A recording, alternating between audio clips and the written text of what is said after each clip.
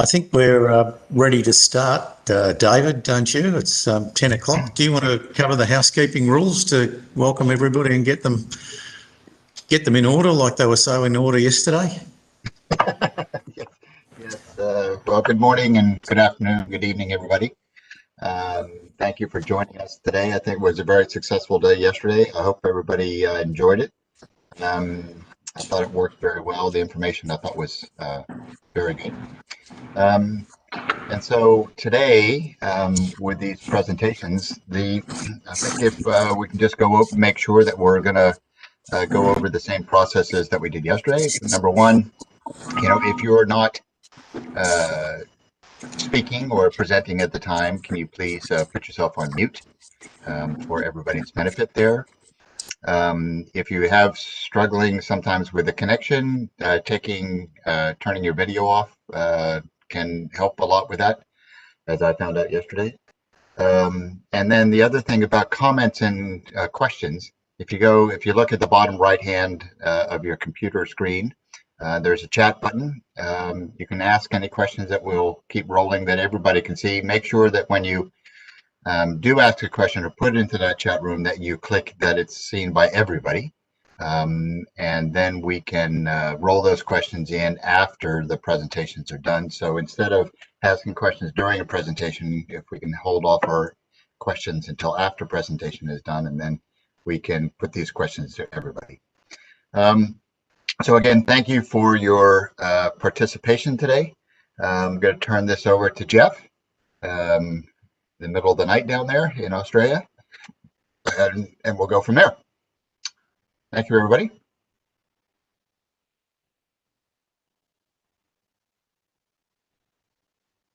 Okay, Jeff. Thanks, David. And Natalie, if you could move on to the next slide, that'd be great. Thanks, David, for that introduction. And yeah, I think for our first go at one of these, seemed to work pretty well yesterday. It was great to have so many people online from around the world at varying times from very early in the morning till I think we finished at 2 a.m. here in Australia, or probably 3 a.m. in New Zealand. So it was a pretty decent session, but everybody did a great job. We'll just wait till Natalie gets that first slide up, and then we can begin. I think some of you, I don't know whether we have any videos in the NSO presentations today, but if we do, there is a possibility to watch them on YouTube. So I'm not sure of the technicality of that, but if you have problems viewing stuff, apparently that's a method that we're using. Okay, next slide, please, Natalie. Thank you. So I think the important thing, you've got to remember, this whole event started as a National Safety Officer event, and the National Safety Officers, which are around the world, are extremely important to spreading the word of and information and ideas about risk management and safety. So for you guys that are NSOs, and that's the majority of you online today, your ability to learn from this weekend and exchange information freely from all over the world that we all improve with, and it helps us set the agendas for the future. So thank you for all the effort you do there, and we've got to try and make this work online as well, which I hope we can complete more today. It's really interesting, you know, we've got a lot about different projects yesterday and new ideas that we're thinking about for the future. So hopefully that enables you to go back to your countries inspired to ensure that you implement them in the highest and best possible manner throughout your countries. It's very different what might happen in Argentina and India and Great Britain and America, but we want to ensure we keep to the same high FEI standards globally, and basically you guys are responsible for doing that. And I think it's sometimes very difficult in nations. I know in France or Australia or America or Britain, where we've had rider deaths in recent years, you get this really strong awareness about safety. And in many other nations, or some of the nations where eventing's quite small, it's hard to get people aware of the importance of reducing the risk and maintaining the standard. And that is really the massive job that you NSOs do, to make sure that you're bringing that awareness within your federation and amongst the officials there, and keeping the standards high. We heard a lot of talk yesterday about making sure that the officials were brave in making their decisions in safety, and that's why we do move officials between countries to help with that. But the NSOs are a really big part of the strategy of the risk management of the FEI to implement safety in your national federation. So thank you for what you do, and please continue on and do it strongly this year. Next slide, please, Natalie. So there's some 47 nations that organise FEI eventing competitions around the world, and it's compulsory to have an NSO appointed for anybody that organises a eventing competition, an FEI eventing competition. I think we've got 41 NSOs online today, so that's the vast majority of them, and then we'll have on top of that. There's 58 national federations that actually have athletes competing in FEI eventing events. So some of them don't actually have events in their own country, but they do have eventing athletes. And so they're all part of the one family. Today we've got 68 participants, and we will be having 17 presentations from different national federations. It's very small, I know, on the right-hand side there, the list of NSOs from the 47 countries, but they're the people and their contact details. And you know that we now, after last year's conference, we use both email and Facebook to communicate with you guys. Hopefully that's worked a bit better to keep you informed of what's going on and things that need to be changed and improved. But there's the list of people there that are part of this NSO organisation. Next slide, please, Natalie. Okay, so just to be clear, you will have got this when you were appointed as an NSO, but I just wanted to make sure or remind you of the responsibilities of the NSO. First is to provide the national statistics twice a year to the FEI department, eventing department.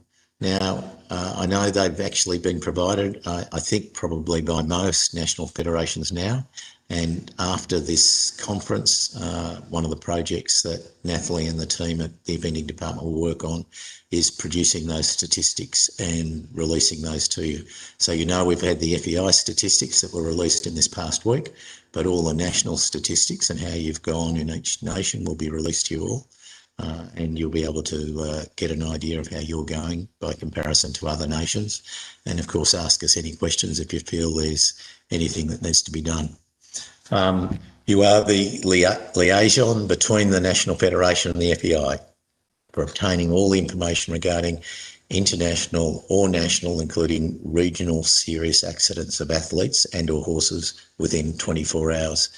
It's interesting in this last year, fortunately we had no rider deaths at an FEI event, but there were, in the last year or two, there's been several at non-FEI events, and they create just as much publicity and furore within the public community and questions to the FEI, as well as to the national federations, as if it was an FEI event. So it's really important if you have a serious incident in your country that you do keep the eventing office fully informed about what's going on. We've had some great reports from any of those incidents too, where we've been able to help look at what happened and why, and some learning from that as well. So even though they were national events or more regional events, not FEI events, we've certainly had the NSOs in those countries really do a good job of informing us about what's happening. You've got to make sure the accident form is filled in, and obviously the investigation is completed properly, and we're fully informed on it. The videos that are often pretty ordinary to look at are absolutely important as well if there's one available. And the spread and implementation of eventing risk management vision and programs across your country through all your national officials, course builders, trainers, coaches and athletes is certainly one of your responsibilities. So it's a pretty wide-ranging role. And I know in some federations it's a highly respected position, and in others you might have to work harder to do that. But be certain you've got the backing of the FEI as being a very important role in the eventing field. Next slide, please, Nathalie. Okay, so I don't know whether there was a little question there I think I saw come up. Yeah, actually, Feline has asked about national statistics twice a year. Maybe, Nathalie, you can answer that question. I thought it might only be once a year, but in what we sent through it says twice. So if you can answer that online and let them know in the chat box, that'd be great. So we're going to start off with Sweden first, and I think Lars, who's been on the eventing committee for the last 4 years, I've had the good fortune to work with him over the last couple of years there, and Mats, who also owns and runs MIM, are going to give their presentation. So we'll get that up and running. We'll try and stick to this timetable. It's a pretty busy day, but if we get the Swedish guys up and running, let's get going with Lars and Mats if we can, please. Thank you. Hello, everyone. I hope the technology works, and I'm all depending on Nathalie to well, show the slides, and we'll do a quite brief presentation. I know the time limit, so we'll try to stick to that.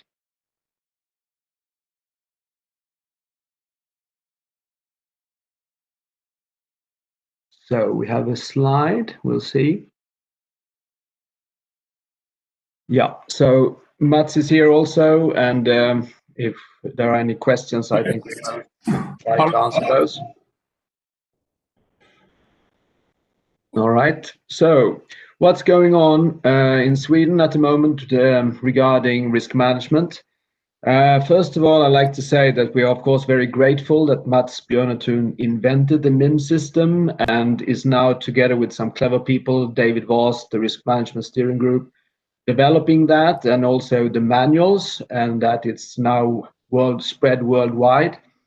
And so that was one of the things that we implemented in Sweden due to the process of first discussions, a dialogue, and then strong recommendations, and then making it mandatory and into a rule. And same with the ground line, the adapted ground lines, following the same process of recommendations, and then now it's mandatory. And we are very happy to see that the eventing community worldwide and led by the FEI has gone that road as well. So our next step is the few things that we're going to present here, what's happening right now. And that is, first of all, the flag rule. So next slide, please. What's happening now is that we have implemented the rule of the knockdown flag with an automatic penalty. It's followed the same process of the discussions, the dialogue with course designers, TD officials, and then now we are implementing it as a rule from the 1st of January 2021. Then we are discussing regulations for approval of our cross-country courses, and we have started projects so that we can join hands and develop our courses, reaching out for the opinions from the riders and some officials. And then we have the training accident report, and these are the things that I'm going to talk about now. So please, next slide. Well, we discussed that quite a lot, as some of you are aware of, and I hope that now you can be encouraged to go along the same way. Endless discussions of whether the horse is inside or outside the flag, and the minimum width of fences. We discussed that to see, well, it would be more clear, black or white, if there is a penalty if the flag is knocked down. And we came up with a suggestion that there would be a penalty. And then, of course, what is a sensible width of the fences? And I'm going to show you that later in one of the slides here. So we discussed what is realistic, what is possible, and to not make it unfair. We decided to test the rule at some competitions now 2020. Due to the COVID, there were, as we all know, quite many events cancelled, but we got to test it at 4 events at 2- and 3-star level. And then we asked the riders to evaluate that. And we made a survey, and they came in with the answers, and we processed that together with the National Federation. And we would like to think that this would be more fair for the riders, and it would be more understandable for everyone if the flag is knocked down. Next slide, please. So what happens then if you knock down the flag? Next slide, please. So we have to define, of course, what is a clear run out, and that is if the horse has been presented, but it avoids it so that the hindquarters does not jump the fence as flagged, or the dimensions of the fence. So there's a definition of what is the run out, and then if we go to the next slide, please, there is the definition of what is the knockdown a flag. So if we cause horse or rider, for whatever reasons, causes a flag to fall down and leave its upper attachment, there are to be 2 attachments, one at the lower end at the bottom of the flag near the ground, where it should be attached by a string so it doesn't move away, and then the upper attachment, and that attachment we have left open for some variations. Important thing is it's the same attachment for every rider, every horse at that competition, that event, that class. And then if an organizer chooses another option of attachment, that's okay. But we want to see the different options and not make it too complicated for the organizers. But anyhow, if the flag leaves the upper attachment, then there is a penalty. And we came up with the 7 penalty because then, according to the MER system at the moment, you can then have 2 flags falling and still have an MER. And it should also be more influential than a fence down in the jumping. And also we thought of first having 4 penalties, but that would be encouraging maybe riders to try to catch up by going faster, especially if the time it was difficult to get. So knock down a flag, 7 penalties. Next slide, please. And then, of course, clear is the best option. Next slide, please. So here we have the width, the minimum width, and I think it pretty much follows what was discussed last year at Aintree and was decided to be part of the guidelines for officials in the FEI. So you can see here that for the 4-star it's 140 centimeters, 3-star 155, and 170 centimeters for the 2-star. And those were the widths that when we did the testing last year, that was what was made. And it was a good result. And I think, of course, maybe it's not the most apparent thing for risk management, but we would like to think that by being more accurate and not chancing it, and we would create better cross-country and safer cross-country riding, hopefully. Then, of course, it's also up to the course designer to make the related distances and such so that it's not backwards riding. But we all know from the dressage that to make a horse more straight and accurate, you actually have to activate it from behind. So, but it should be a good, fair correlation, the width of the fences compared with what is asked, the question asked. Next slide, please. Yeah, so that is the conclusion of the flag rule, and I mean we are happy to answer any questions later on, or if we can hopefully bring this dialogue further and in future encourage others to follow. The next thing we are working on now is to get a approval of the cross-country courses. We find that sometimes the courses are ready too late, and it's difficult with the course maps, and it becomes difficult for the riders, for the organizers, and also for the TD to do a good job, especially if there are multiple classes. So it's been decided that in order to get your schedule approved by the federation, the course designer must present at least 6 weeks before a draft of each cross-country course. And that is the appointed TD who are to look at that and then approve it, so the schedule can be presented in the calendar. Next slide, please.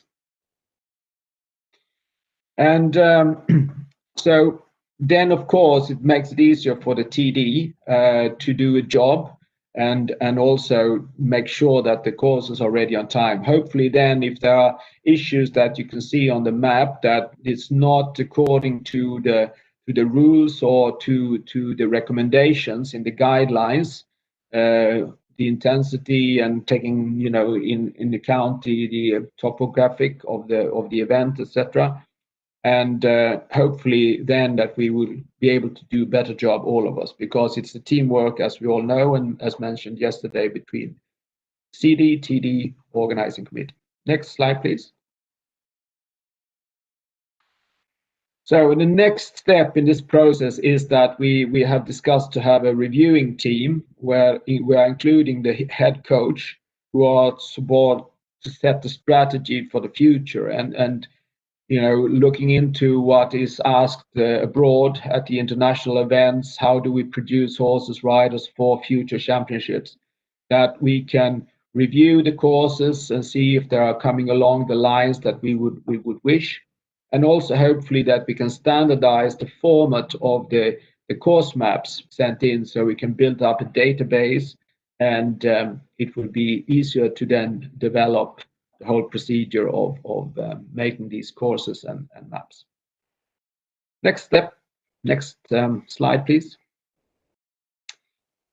So another thing is the consistency of the courses we have at the moment. Next slide, please. So we would like to see that if we are on the right track, we would like to evaluate our cross-country courses. And so we have in the committee for the CD and TDs, as we have, working together with, it's a part of the eventing committee. And this group, it's our responsibility to educate the CDs and the TDs and to appoint the TDs, etc.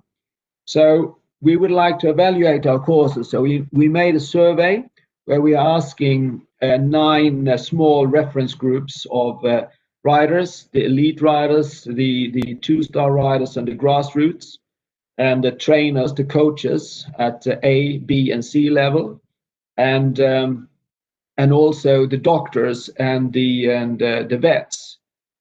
They get slightly different questions, but we sent out this survey. We'll do the next couple of days, and then hopefully we will then have our annual meeting and discuss whatever, so we can, as I said, join hands and have a consistency in if we're at the right level. And then we're going to use that for the future guidelines of the design and building of cross-country courses. Next slide, please. And the last point that we have started now is that we had last year a couple of accidents on the serious side in training. And it's been a lot of, also we've been discussing whether the training facilities offered. Quite many people go to the actual tracks, the cross-country courses that are then used for events, and they do a lot of schooling there, or they do at the training facilities in the smaller areas, maybe at low level, low speed, etc., not up to the competition speed. But anyhow, we have the training we have been encouraging for years now, of course, cross-country schooling. But then we also end up in the situation where if accidents happen there, how do we follow up that? How do we report that? And from a risk management point of view, it's really important to know if this rider had a concussion or a serious incident happening in training, and then taking part in a competition quite close after that. So we have now asked all our trainers to fill in a report and send it to the federation, to the eventing coordinator, and then so that we can get access to that information, and of course also follow up for the rider, and so for the best of the rider and the horse, and also for the organizer and all the officials to have an awareness of what's been going on lately. So that's the next step we are taking on this. So, well, thank you very much. That was our presentation, and we're going to keep on working, and I hope we can inspire some others, and I know that there will be some really good presentations and interesting stuff. As always, the exchange at this seminar is valuable. Thank you very much. Thank you. Thanks, Lars and Matt. That was excellent. And I think we all know Sweden often pushes the edge in terms of advancing safety and advancing trialling things. That flag rule will be really interesting for us to look at, Lars, over the next year, what the results and feelings about that are. So, one thing I wanted to mention from yesterday too was we didn't really show you the new MIM manuals, but if you haven't seen them online, please go to the FEI Frangible site and click onto the manuals about how you build any particular fence. I know Mim and Nats have done an enormous amount of work to digitally put these together, so it's really easy to follow how you're physically supposed to put any of the devices together. They're really excellent, and they're a big improvement on some of the stuff that we've been able to do with course builders who did a great job, like James Willis. But this clear graphic demonstration is worth seeing. And your point about training accidents, as we started off today, Lars, is still right. Accidents anywhere in our sport affect us. Even I've seen some of the events in Australia where they keep the MIM devices that have, maybe the flag has just been bent a fraction and they leave them on the training courses. So you could be using MIM devices in various places. I don't know whether you do that in Sweden as well. You might have to unmute, Lars. Say that the question was if we are using what you said in the training, if you've got training places, are they using MIM devices, and even can they use the MIM pins or the clips?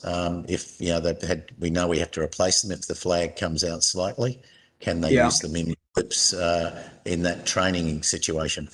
Yeah, I mean, basically you can use, because they will release more easily. So yes, you can use those, old ones that you should have changed at the event and possibly, and I mean, that is another very important thing that we have discussed, that, when you go schooling, sometimes the organizer, they've taken away the ground lines, they've taken away the decorations and the flags, and the fences are not secured. So we forgot to mention that, maybe, that we sent out an information that for the training facilities where people go to school, the fences should be flagged. If they are flagged, they are then fixed and everything is properly made with the ground line. So if they are not flagged, you should not jump them, because then they are not fixed to the ground, or they're missing the ground line. So this is another important thing, that you really should see that the fences are properly secured, everything is proper, otherwise you're creating problems. So, but with the MIM clips, yes, you can use them because they will just release more easily. Thank you. By just talking to you, Jeff, I saw there was a video clip that came out on Facebook. I think it was some crazy lady jumping bareback without a bridle on the Sydney course, on the 5-star course, and that was applauded by some on social media. But I think maybe it was not exactly what we want. Sorry. I mightn't be as much in touch of Facebook, but it must be a comedy show, because I don't know it. If you want to send it to me, I can find out how to get it. Yeah. Thanks, Lars. Nice to see you. All right, and I think the questions are in. The questions are in the chat box, and people have been good at answering that as we go. So keep using that, guys. We're a small community, so it'd be great to get feedback and questions today that we'll try and either answer verbally or in the chat box. Okay, so we've got the famous Jonathan Holling from USA, who did a great job with William Fox-Pitt and Christopher Bartle yesterday. So welcome, Jonathan. Hello, everybody. I want to say good morning, but I know that's not really the case for a lot of people here. So hello. Before we move on into the slides, one thing I didn't include in the slides was a couple of the additional things that we've done this year here in the States as far as some rules go. So I'll briefly do that. One of the first things that we did through our cross-country safety committee and our design committee was come up with a few different rules. And the first one of note is we've now instituted a show jump rule, which is that basically at our horse trials, if you have 20 or more show jumping penalties, you are eliminated. You're not allowed to go cross country. And that is actually an elimination, whether show jumping is first or last, to keep things consistent across the board and to try to raise the standard of riding in the country. And we kind of modeled that after Great Britain. Actually, we saw they did that. We looked into it and talked with the guys at Equa Ratings, and it seemed like a good idea. So we went ahead and instituted that. We also have tightened up our rules as far as if riders get a concussion on course, and making sure that they have a little more strict inspection by the doctors, and just clarified. We've had that as a rule for a while, but we've tightened that rule up a little bit. And one other thing that we did that's coming in is now at our national horse trials, the course designers have the authority to pull riders up on course. We've looked at who our designers are and decided that they're all some pretty good horsemen, and they see cross-country riding more than anybody. So we thought that it made sense for them to have that ability as well. So that's where we're at as far as the rules go. And then we had an initiative here in the States. So Natalie, if we can go on to the next slide, please. So obviously for everybody worldwide, 2020 was a huge challenge just to even get competing, much less build jumps, build fences, and keep events viable. So in the US, we took that time away to really focus on safety in the sport. And part of the catalyst for that was, you may recall, back in February here in Florida, we had a really bad accident, a tragedy on cross country with a Canadian rider named Catherine Morel and her horse Carry On. And we took that opportunity to do some real fundraising efforts and to get more frangible fences on course. Before we get really into what that program was, I will just go through a couple of the points on the PowerPoint here, which is one thing that we have noticed in addition to that accident we had on the cross-country course is we've also noticed that schooling facilities and warm-ups are where a large percentage of our fatalities have occurred. Obviously, when it's at a schooling facility, that's not an affiliated event. It's hard to control that. So we did also, through our designers, create a cross-country schooling guideline document. We pushed it out there with a lot of articles by our designers and some of our riders on how to safely build fences at home, because one of the things we found is that a lot of people at home were kind of making up stuff as they went and not always having the safest things. So what we decided was, when you can't control the facilities with rules because they're, private facilities, you have to educate people. And one of those things as well is making sure, obviously, you've got proper protective equipment and qualified instructors. So we really try to make sure that people are aware that if you're out cross-country schooling, you should have some qualified instructions. Next slide, please, Natalie. So back to our frangible fundraising effort. After we had our accident in February, we, as a federation, sort of sat back and thought, what do we do? Like, it was at a table. It was not a frangible fence. The fence was pretty well presented. It was an accident, and these things happen. So I actually, because as some of you may know, I have kind of a big mouth and say stuff when I think it. I sat in my truck at the warm-up the day that it happened and thought, enough is enough. I'm not going to wait around for the federation or the national federation or the affiliate in the United States to be able to figure this out. They're doing everything that they can, but it comes down to the community needs to look after itself. So I sat in my truck and I made a video and said that we need to raise $500,000. And I don't know why I came up with that amount, but it seemed like a big goal that would get people motivated. This was right before COVID hit. And we've had an amazing year. We're actually going to be able to reach that goal here pretty quickly. We, as you can see, had over 550 individual donations. And like I said, by the end of this month, actually, we're going to have the goal met, which is pretty amazing. Through this grant program, basically events, venues can apply in kind of a round robin type style to get funding for frangible devices. So the way we work it is CCI 1-star through 5-star and all of the national equivalent levels can apply, and they get half of the grant when they apply. They get the frangible kit of their choosing sent to them, and then when they finish building the fence, they send a photo of the completed fence into the affiliate, and then the affiliate, the United States Eventing Association, sends them the second half of their grant. So in total, they get $1,000 to build a fence. And Natalie, we can go on to the next slide, please.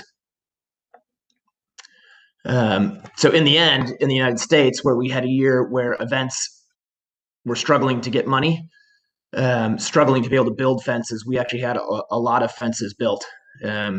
So far, there's been 238 grants. We will have 116 events in the United States with new frangible fences on course. 151 of those are table fences. We've got 53 oxers and 34 gate and wall kits, which is pretty amazing because a lot of these events wouldn't have built any fences this year, and this really was I wouldn't say it was great that it happened, but it was good timing, and it was sort of making something good come out of a pretty big tragedy. If we can go on to the next slide, please, Natalie. So I tried to have a little bit of fun with the whole thing. We really tried to make it a multimedia campaign. I did video updates. I got my friends involved. We did all different kinds of fundraising ideas. We had a great non-for-profit organization come in the Manton Foundation, and every $50,000 that was raised by the membership was matched by the Manton Foundation, which was a very generous family that supports the sport here in North America. So every time we got $50,000, then the Manton Foundation popped in another $50,000. Obviously, once COVID hit, things slowed down. And so then we had to get even more creative. And when we got kind of stuck and it looked like, gosh, maybe this isn't going to go anywhere, I got the big idea from one of my friends to get a tattoo if we got the next $50,000. So one of our hashtags that we were using to support the fundraising was hashtag frangible now. And so I got on my iPhone and made a video and said, all right, guys, if we can get the next $50,000, thinking that that was probably a bit unattainable because we were stuck in our fundraising. And I said, if we can get to the next $50,000 by the time the first horse leaves the start box when the sport restarts here in North America, I'll get this tattoo. And I have to say my goal was to get $49,000 before the first horse went out of the start box, but not quite get it because I didn't really want to have to go get the tattoo. But amazingly, we had the goal met in about 2 weeks, and it wasn't even close. Everybody really jumped in, and apparently they like to see me in pain, which was nice of all the membership over here. So we met the goal of that $50,000, and then from there, everything kept moving. It has been pretty remarkable. I have to say, we have seen personally and on video at least 2 or 3 instances where these fences absolutely saved catastrophic falls. Obviously, we can't say what the fall would have been, but I know 2 of them that I saw video on personally absolutely saved a really nasty fall. So that was a pretty good feeling. And I think the point of all of this is obviously every federation is going to have their own resources and things that they can do. But I think for the people who are the national safety officers, one of the things that I sort of have taken away from this year is if you can be a little bit creative, you can find ways to fund having these devices in your country. Obviously, America is a big country. We have significant resources compared to some of the smaller federations. But if you can push on it, if you can get the riders behind it, the riders here in the States, the top riders were very much behind all of this fundraising and pushing on it. The affiliate the federation has stepped up. Everybody's really stepped in as a community and kind of taken this as a goal that we're going to do everything we can because we're not going to have an accident here in North America where somebody gets seriously hurt because we just didn't have the devices that were available. If they're available, we want to use them, and that's what this really was all about. All right, and I think that's my last slide. John, that was fantastic, and I don't know how many other NSOs are planning to get a tattoo and would do that to raise funds for frangible devices in their country, but what a great idea, John, and your loudmouth work has worked a beauty there. You've obviously featured tables, which I'm not sure we mentioned enough yesterday, but certainly one concern we'd had was with the table, we weren't making it compulsory as a frangible device at the FEI. It's still not, but the new system using the yellow clip for tables is way, way better. And it'll be something we review during this year with the risk management group and Mark Phillips and Mike E.S. and different course designers and Lars, and decide whether we actually do ask the eventing committee to make it a compulsory item into the future. But yeah, well done, John. Can I just say one thing to that, Jeff, before I turn it over here? The reason we started with the tables was the accident that happened in February was at a table. And so there was a lot of public awareness that the table was an issue, and it was a great spot for us in this situation to start. And since then, we've moved on. Tables are available, but so is all the other stuff. Yeah, great, John. Yeah, massive effort and massive result. Well done. Okay, so our next presentation is from Ireland. If we could hand over to them, please, Natalie. Hi, everybody. If you could have the next slide, please, Natalie. Okay, so my presentation today is basically on the stats that we had for 2020. Our season was delayed until July, so the number of events that we had were pretty much 50% off of what we had in 2019. So I really wanted to show you what the stats were based on these smaller events. We had limited entries of 150 to each of our events because of COVID, but the stats show that the number of people who completed cross-country was still 96%, which was similar to all of our other years. Next slide, please, Natalie.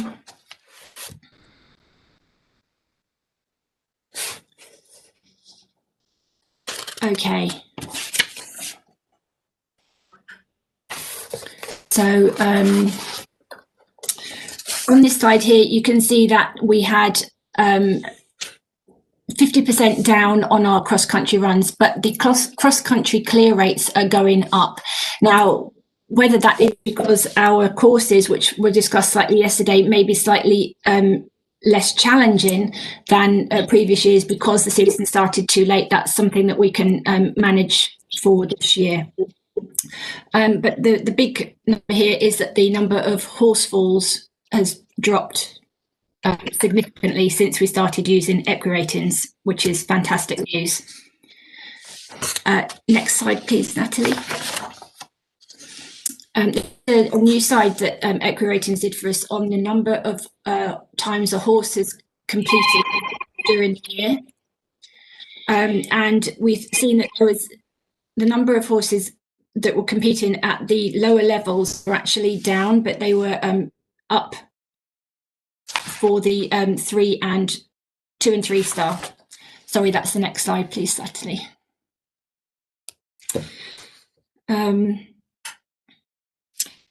So one thing we had last year was there were no day tickets. So everybody that was competing with Event in Ireland last year was a member and the horse was registered. So that was quite a change for us because we have quite a lot of day ticket and horse registrations during previous years. So that's my presentation. Thank you. That's great. Thanks, Alison. You thanked equiratings at the start of that. Could you just tell us, you're still using the system where if somebody's in red, they're not allowed to compete at that level? Yeah, absolutely. So we're still using, so people can only compete if they're on green or amber. So obviously they cannot enter a competition if they're on red. There's no way that. So I think that is also, people now understand what that means, and I think that has really helped our safety record continue to decrease over the years since we've been using equiratings. And obviously the HFI is all new to you probably yesterday. I guess you wouldn't have had any experience with that yet? No experience, but I think it's something we're hoping to bring into to our stats for next year, for this year even. Okay, terrific. All right, thank you very much. Our next presentation is from Portugal, from Emmanuel. Hi, hello to all. Good morning. Here is in the morning. This is the presentation. Okay, first slide. Next slide, please. Okay. So I'm going to talk about I'm going to summon what happened this last year, and I will talk a little bit about our national approach to the sport. Next slide, please.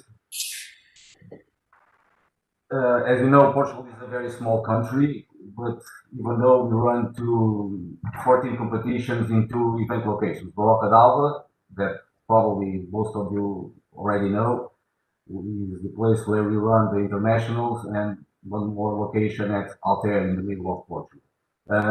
We have 95 starters. It's a small number, but it's a small country.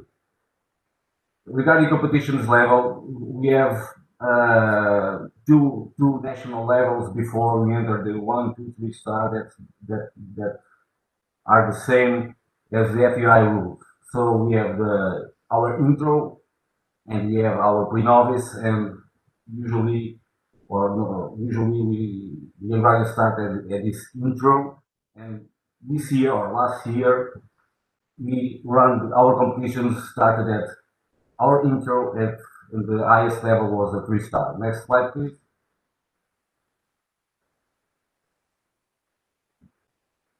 Our approach to the sport regarding the rules is very easy. So since 2003, we start adapting our rules and including all the FEI rules.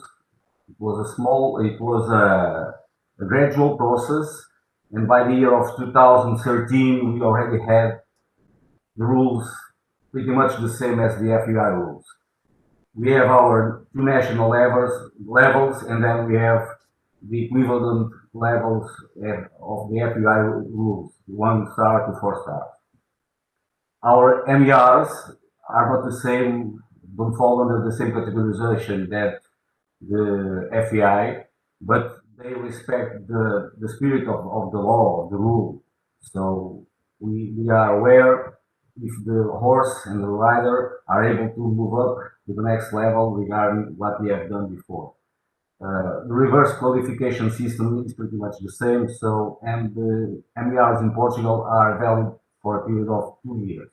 There was someone asking about this yesterday, and our MERs are valid for 2 years.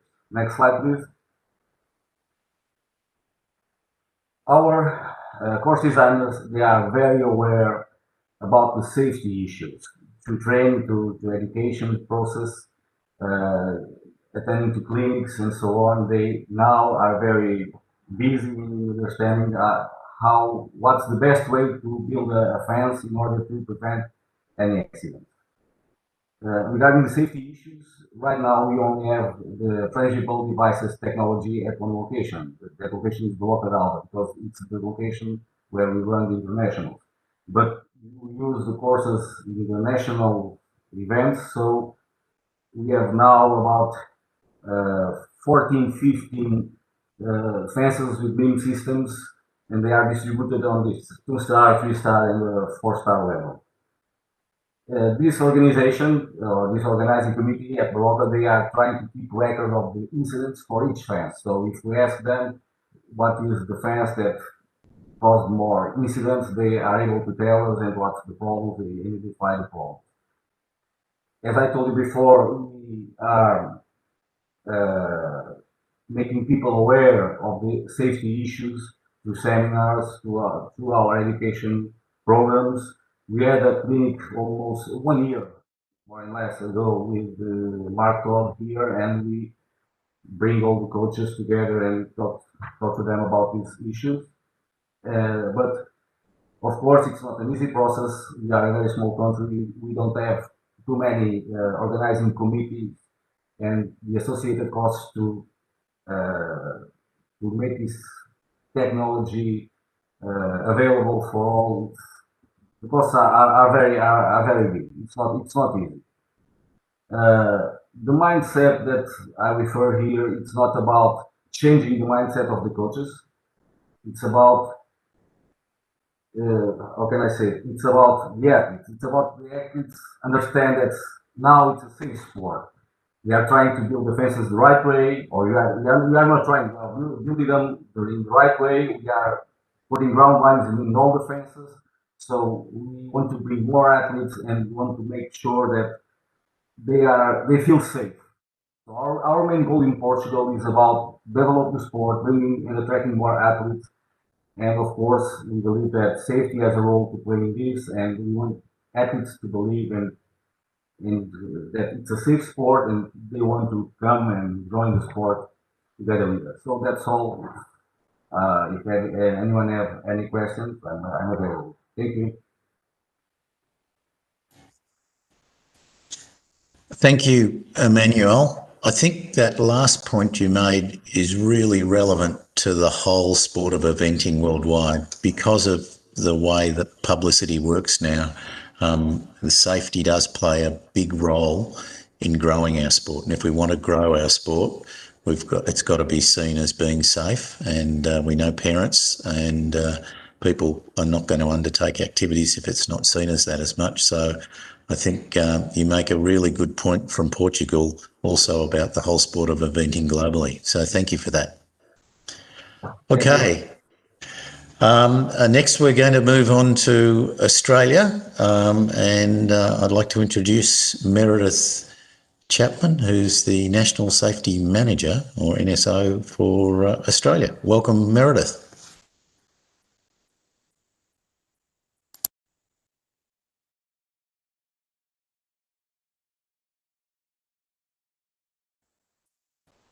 I don't know whether you have to unmute, Meredith. We can't hear you at present.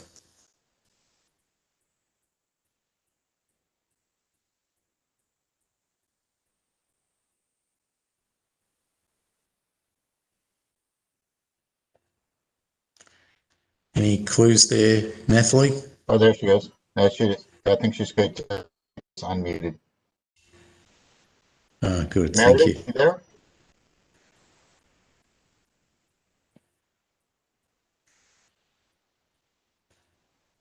No luck. All right. Well, Meredith, maybe you can have a little try or test of your technology with somebody else, unless anybody else has got any ideas. Maybe you're on mute on your computer. If you have a laptop, maybe you'll have a mute button on your laptop. You could unmute yourself on there. It's just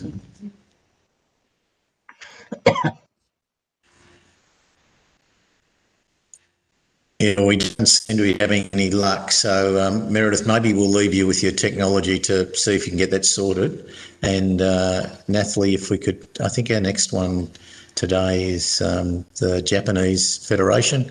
And obviously Japan is an extremely important country to be looking at. We heard from Mark Hart yesterday about what's happening with Tokyo and the Olympics. And so I'd like to welcome Shigeru, and I hope I've pronounced that half correctly. So welcome to the NSO seminar from Japan. Thank you very much. Yes, next slide, please. Yeah, honestly, so Japan is a minor country and we don't have any useful information. And I don't have any information about the Olympic Games. Please don't ask that. And anyway, next slide, please. Yes, last year, so about last year, so I explained the hazard. So I tried to separate so that hazard timing. And first of 2020, actually we couldn't take place any competition. So what we should do for the eventing world, and we tried the make a quiz for the penetration and keeping the interest of fun. But anyway, so like that. And the number of the questionnaire is 42 in April and May. But so participation is less than 100. But anyway, so we have to continue to make this effort. And so we want to contribute the penetration of the eventing in the Japan world. And after that, so we restarted. So from July to October, we have some competitions, but the number of the rider is so less than ordinary year. But anyway, so we are only believing taking a place Tokyo Olympics and to make a effort. And this year, we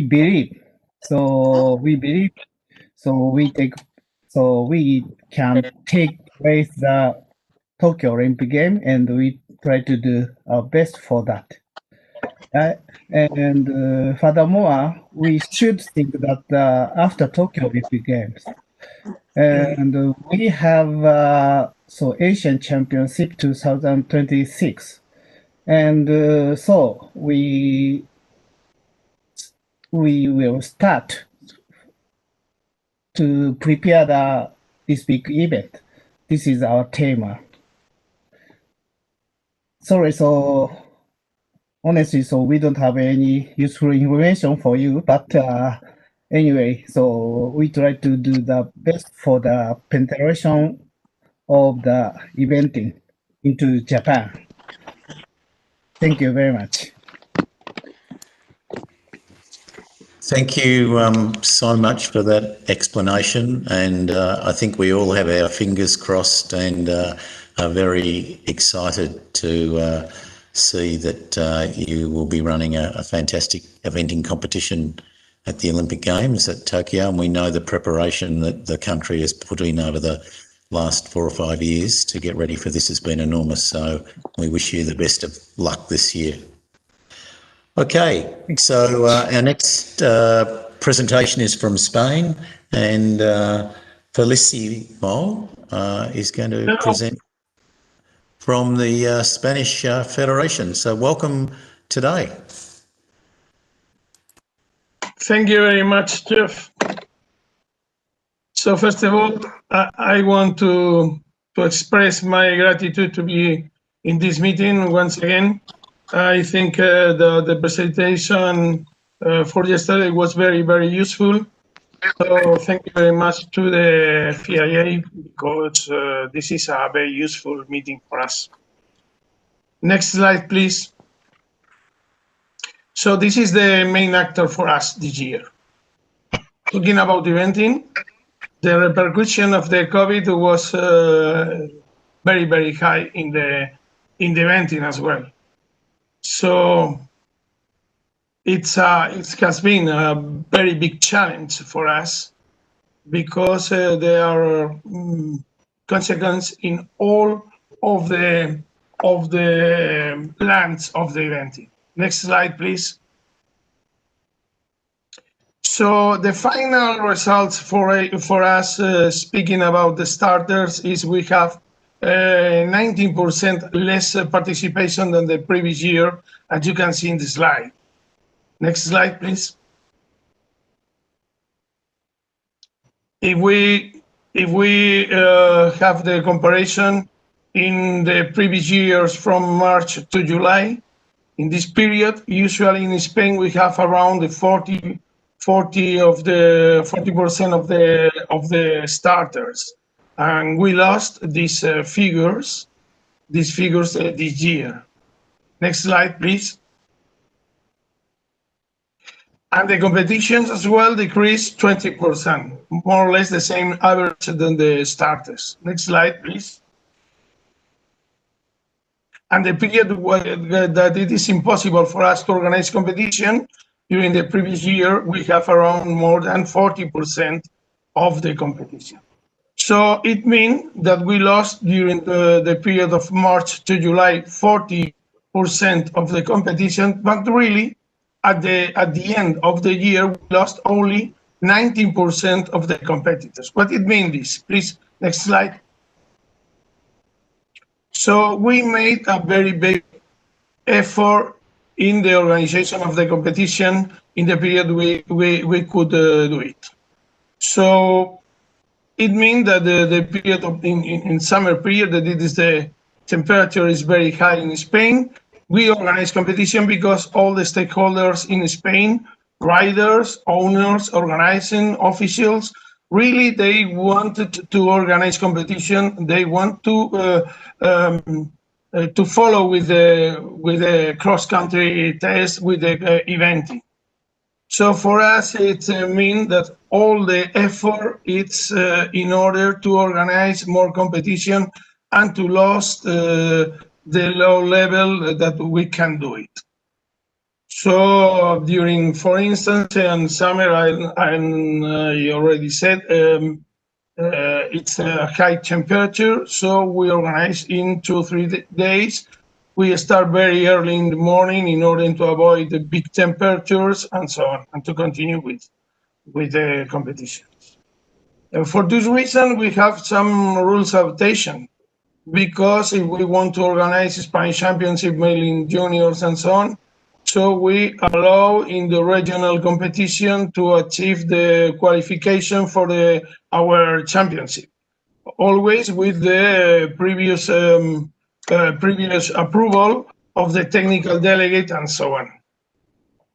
In the education, we have organized as planned 3 different seminars for the level 3 national judges, TD seminar, and regional judge seminar. We try to use these new technologies as BTCs and so on to follow mainly in the period of the pandemic,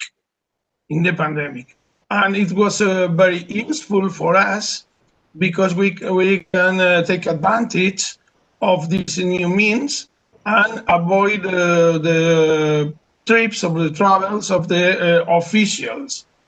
And the final point is the new technologies.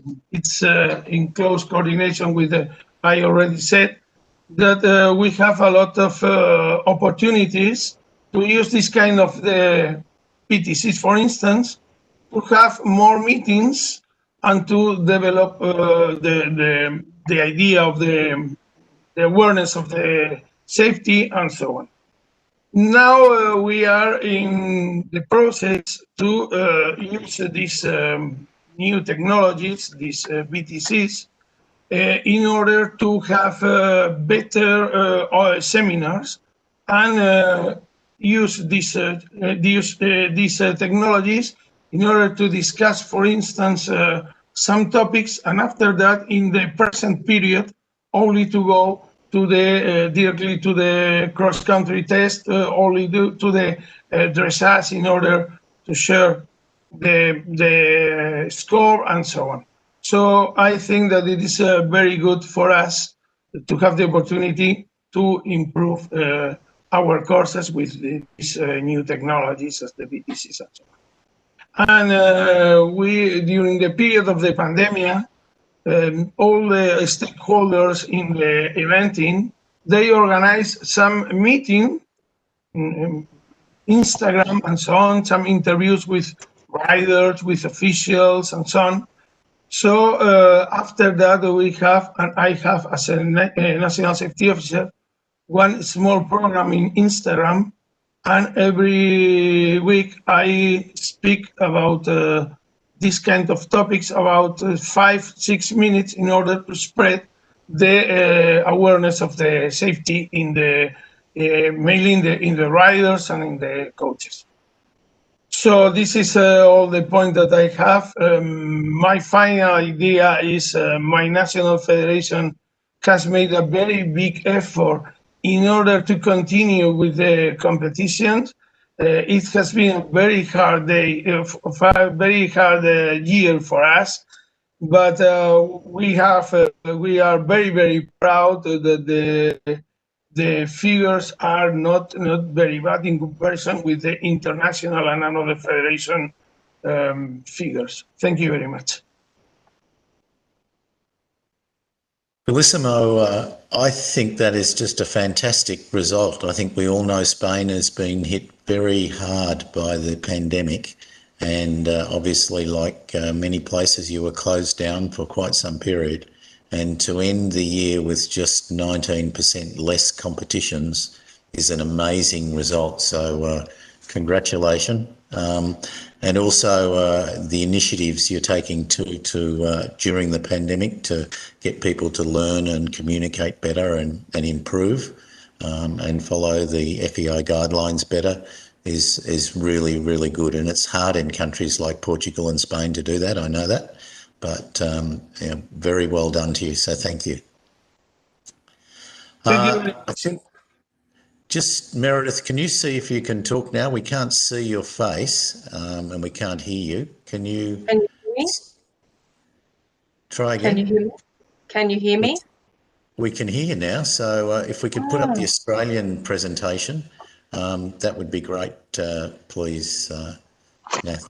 Ah. And we can hear you and see you, so welcome. Oh, thank goodness.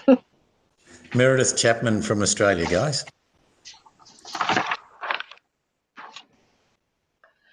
Good morning, evening, lunchtime, everyone. Lovely to be able to present to you, and I hope you can hear me all now. Next slide, please, Natalie. Just a quick overview. Obviously, we've all had a year like no other. I'm just going to go through some of our eventing risk management matrix that we've had since 2017. Also, just some very just a little insight into some of the stats and facts for 2020, even though we had reduced events in Australia. Also, some of the health and safety initiatives that we have been focusing on, and one in particular is our medical reporting review. Next slide. So obviously I met a lot of you last year in Aintree, and yeah, I started last year, and what a year to begin as an NSO for Australia. We had two major crises. If you could press enter, please. If you just press enter, Natalie. One of them was COVID, which we shared with all of you around the world, something that we'd never dealt with, and we had to take a very reactive process in developing guidelines and risk recovery response plans, etc. And another big whammy that we had last year is that we went into voluntary administration. So that was a huge challenge for us, but we're still here. We're coming out of it, which is absolutely wonderful. We did have some reduced events. We still had 32 eventing events in Australia. And we have a new board. So 2021's our year in Australia, but it also gave us some time to reflect, to think about where we'd like to see eventing in Australia and how we can improve a lot of our health and safety programs, etc. Next slide. So you may remember this slide from last year, and the outgoing NSO, Roger Kane, presented this slide in 2017. He started this matrix, and I just changed the bottom line, which is it used to say management, but I've put in there proactive, because I feel that health and safety, we need to think about prevention, being protective, and also being very proactive. So these are a lot of key areas that Roger implemented and that we still are working with in Australia. Just click enter, Natalie, please. We've had a chance to update our national cross-country guidelines and rules, which we are now presented on our website. Enter. We also completed our phase 1 audit of the coronial, which I know a lot of you were very interested in, have been following. We ended up with 25 of our coronial 31 recommendations being completed, 4 partially and 2 under review. So that was a really good outcome, but we've commenced a phase 2 audit now, which I'll just talk to you about shortly. We also updated a lot of our concussion protocols, and we're offering new training across Eventing Australia, and also rolling it out through all of our other disciplines. Enter. We've also implemented on our online Nominate program, MyEA, a concussion on hold process, which when an athlete is has a concussion, and it's been clarified that they actually do. They are prevented from entering another event until they present with a medical certificate, and that is coming into effect in 2021. We're just finalising some of the technical systems associated with that. Enter. We've also developed a medical service provider register. Enter. And we've also developed a medical service provider pre-event service agreement and an audit process. So this is all of the doctors, the paramedics, the first aiders, whoever register with EA, so that we have this register across Australia, that we can know who are our medical service providers, that we can also offer them support and training. Enter. 2021 is a very big focus for us on horse welfare. Enter.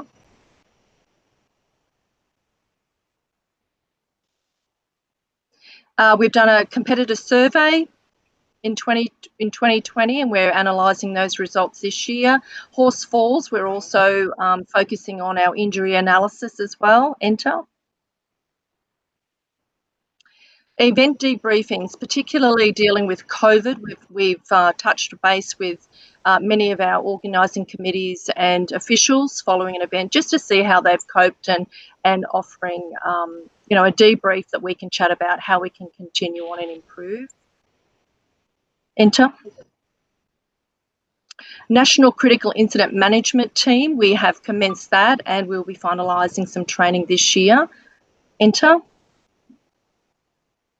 Phase 2 audit, the coronial audit. I'm currently completing an evidence-based compliance audit of the coronial recommendations, and that's going to be submitted to our new board and to Sports Australia also, to support our ongoing funding in Australia for equestrian events. Enter. Official surveys are happening this year. Enter. Enter. Australian Eventing Forum, 4 wonderful TDs developed this so that they can stay connected during COVID with the reduced events, and that's going to continue on in 2020 as on a monthly basis. Enter. And finally, our new incident reporting protocols, which I'm just going to share a little bit with you now. So you can see we've really achieved a lot. Despite COVID, we've been able to continue with many of our safety initiatives, and we've been afforded time to do so. Next slide.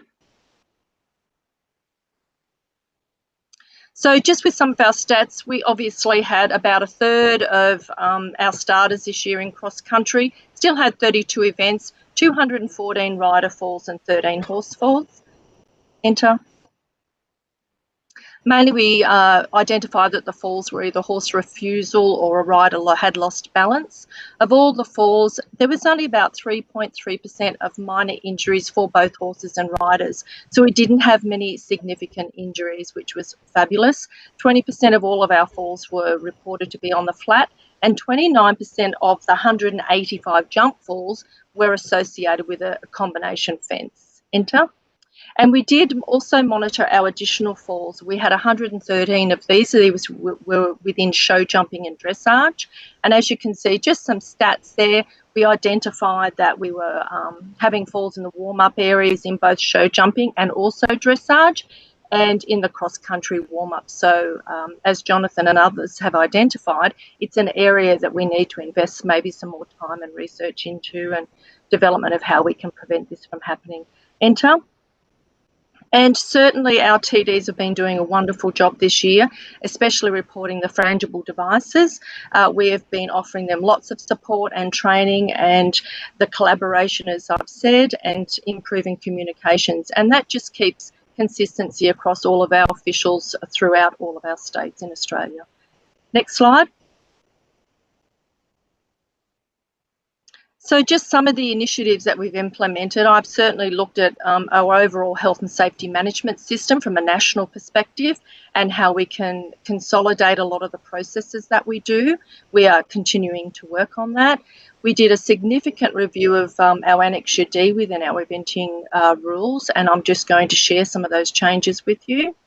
Event medical services, as I said, we had a strong focus on connecting with a lot of our medical service providers and how we can offer them training and also get consistency in their reporting at events when we have an incident. And even when we don't have an incident, we've been looking at how we can also increase our reporting with near misses. We've updated our concussion protocols. I've been attending a lot of our eventing meetings and other disciplines as well. We've obviously commenced the eventing forum, and I've mentioned those other sections there for you. So enter, next slide. So why did we really focus on the medical reporting at events? We wanted to have a consistent process across all of the states, all of the with all the organising committees, all of the events, so we can get some really good data analysis and improve that. We also made sure that the incident reporting was equestrian specific. So, you know, making sure that the information we're collecting is related to our horses and also our riders. And we are targeting the medical service providers, the doctors, the paramedics, the first aiders. And how have we been doing that? Well, we developed a form which was called Form 6, which is our service agreement for all of our medical providers, and also Form 7, which includes an audit of their equipment, their skills, their quals, so that we are looking to elevate our medical standards across all of our eventing events. So we developed the Incident Referral Report Form 8, and we are collating a national database, and we're also offering our medical service providers training, support, communications to, again, support that consistent process. Next slide.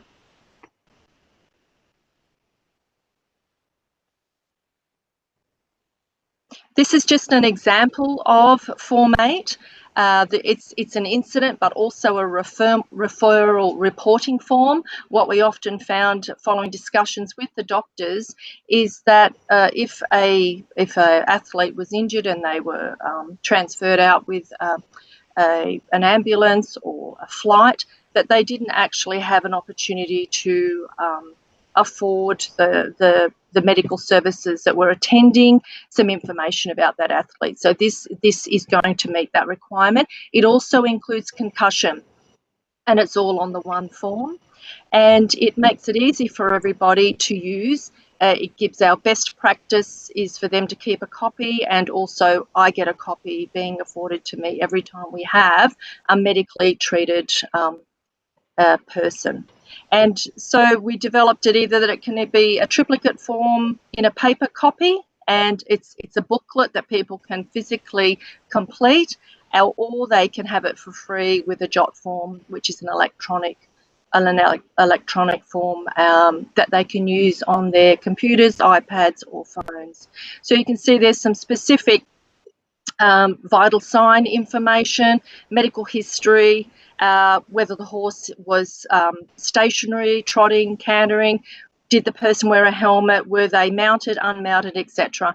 And this is where we're hoping to improve a lot of our data and incident and injury reports. Next slide. Thank you.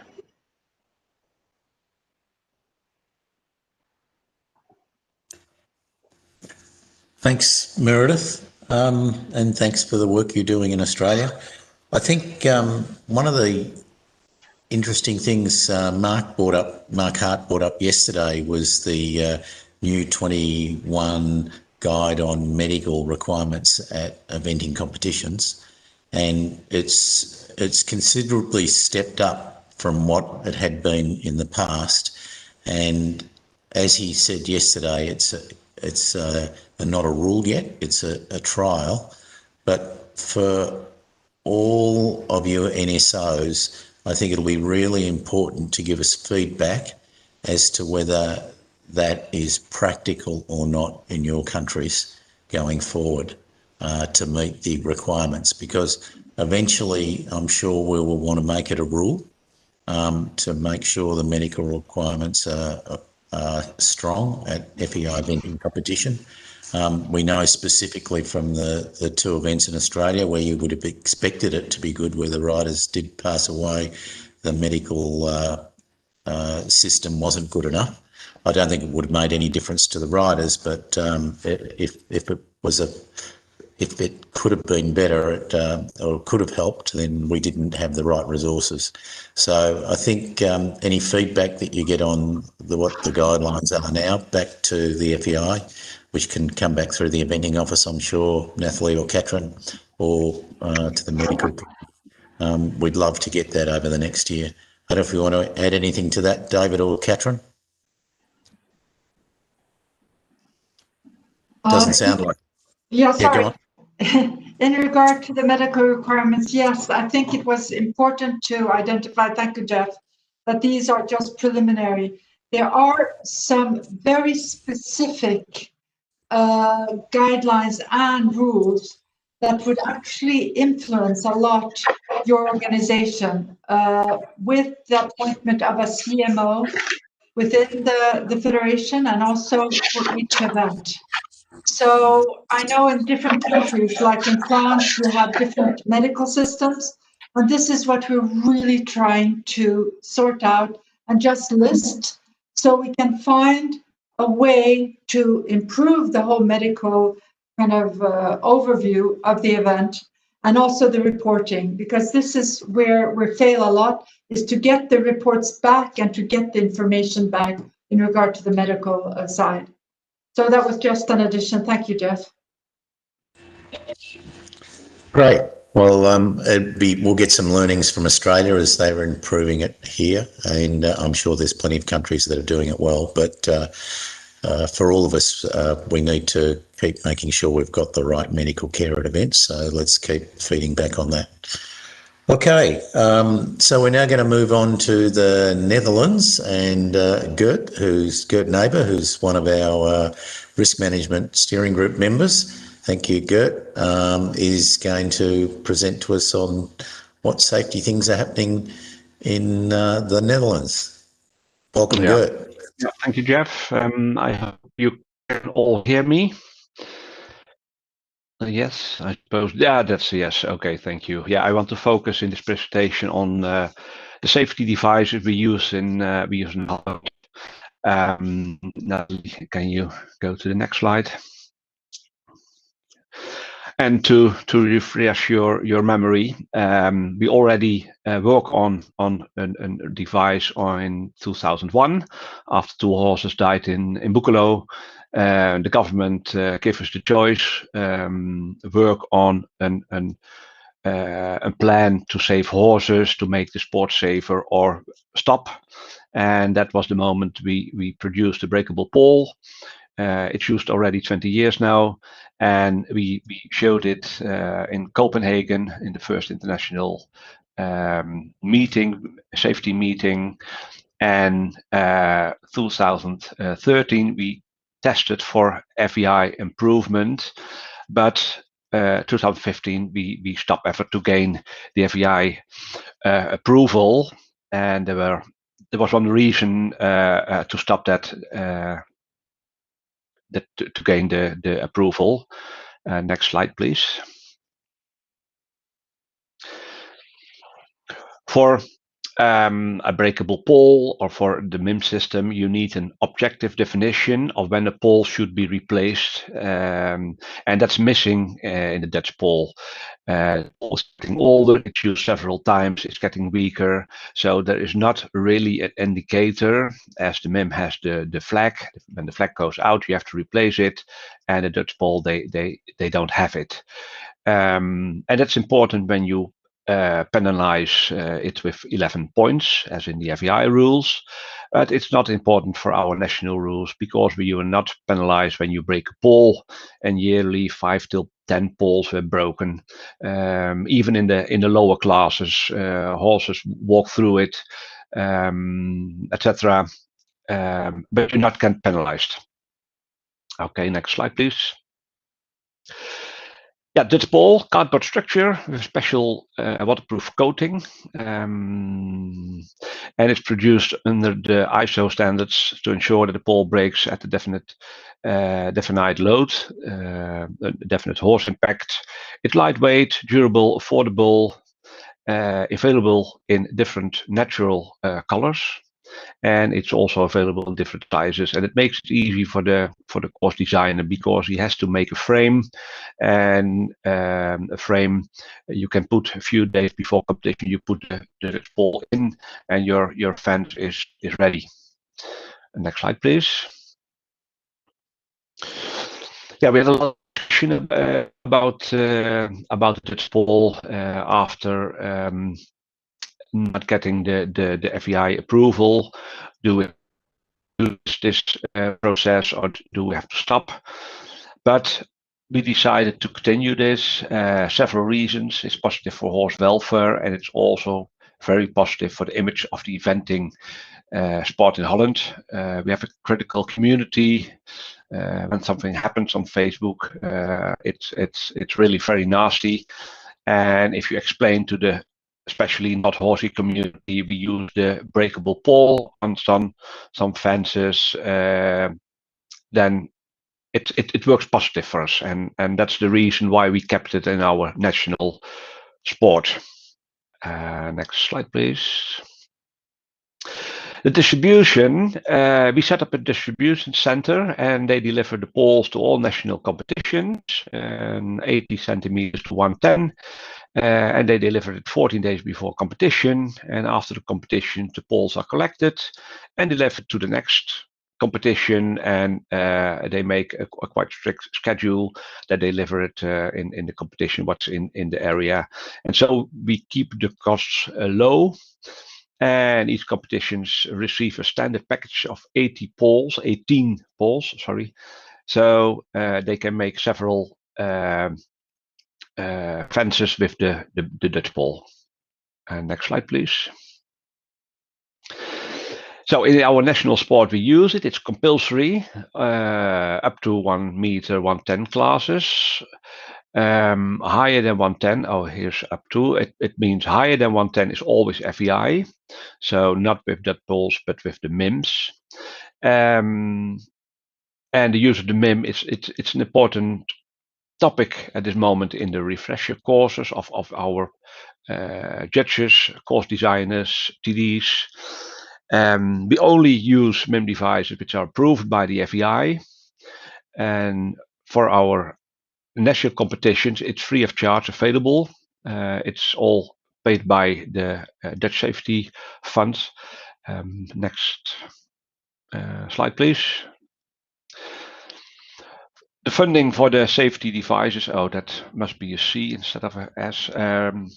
Research, development, and distribution costs of the Dutch ball, they are paid by the Eventing Safety Fund, and the cost of the MIM devices are also paid by Eventing Safety Fund.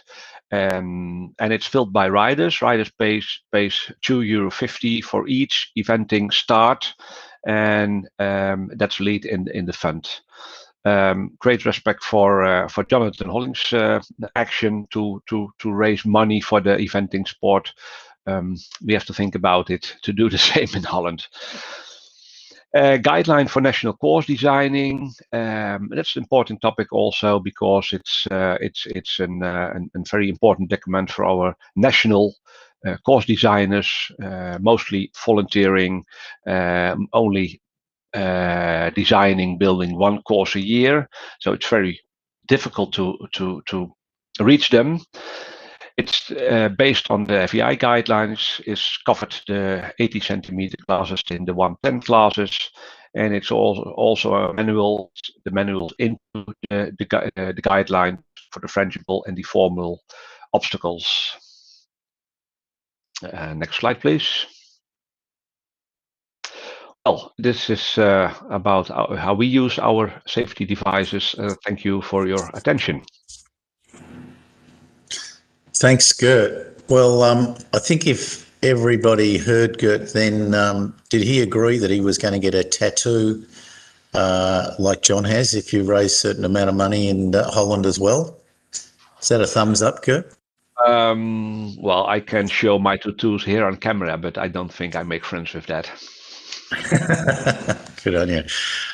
One comment that David Voss from America has made is he'd love to help you try and get your Dutch pole to pass the FEI standard. So after this call, or at some stage in the next week or two, I think if you start talking to Dave, he's got a great mind and way of thinking. Maybe this is something we should reapproach down the line of what we can do. Can you tell me, you said it's compulsory on all fences. Do you mean you can't build fences without Dutch poles below a certain level?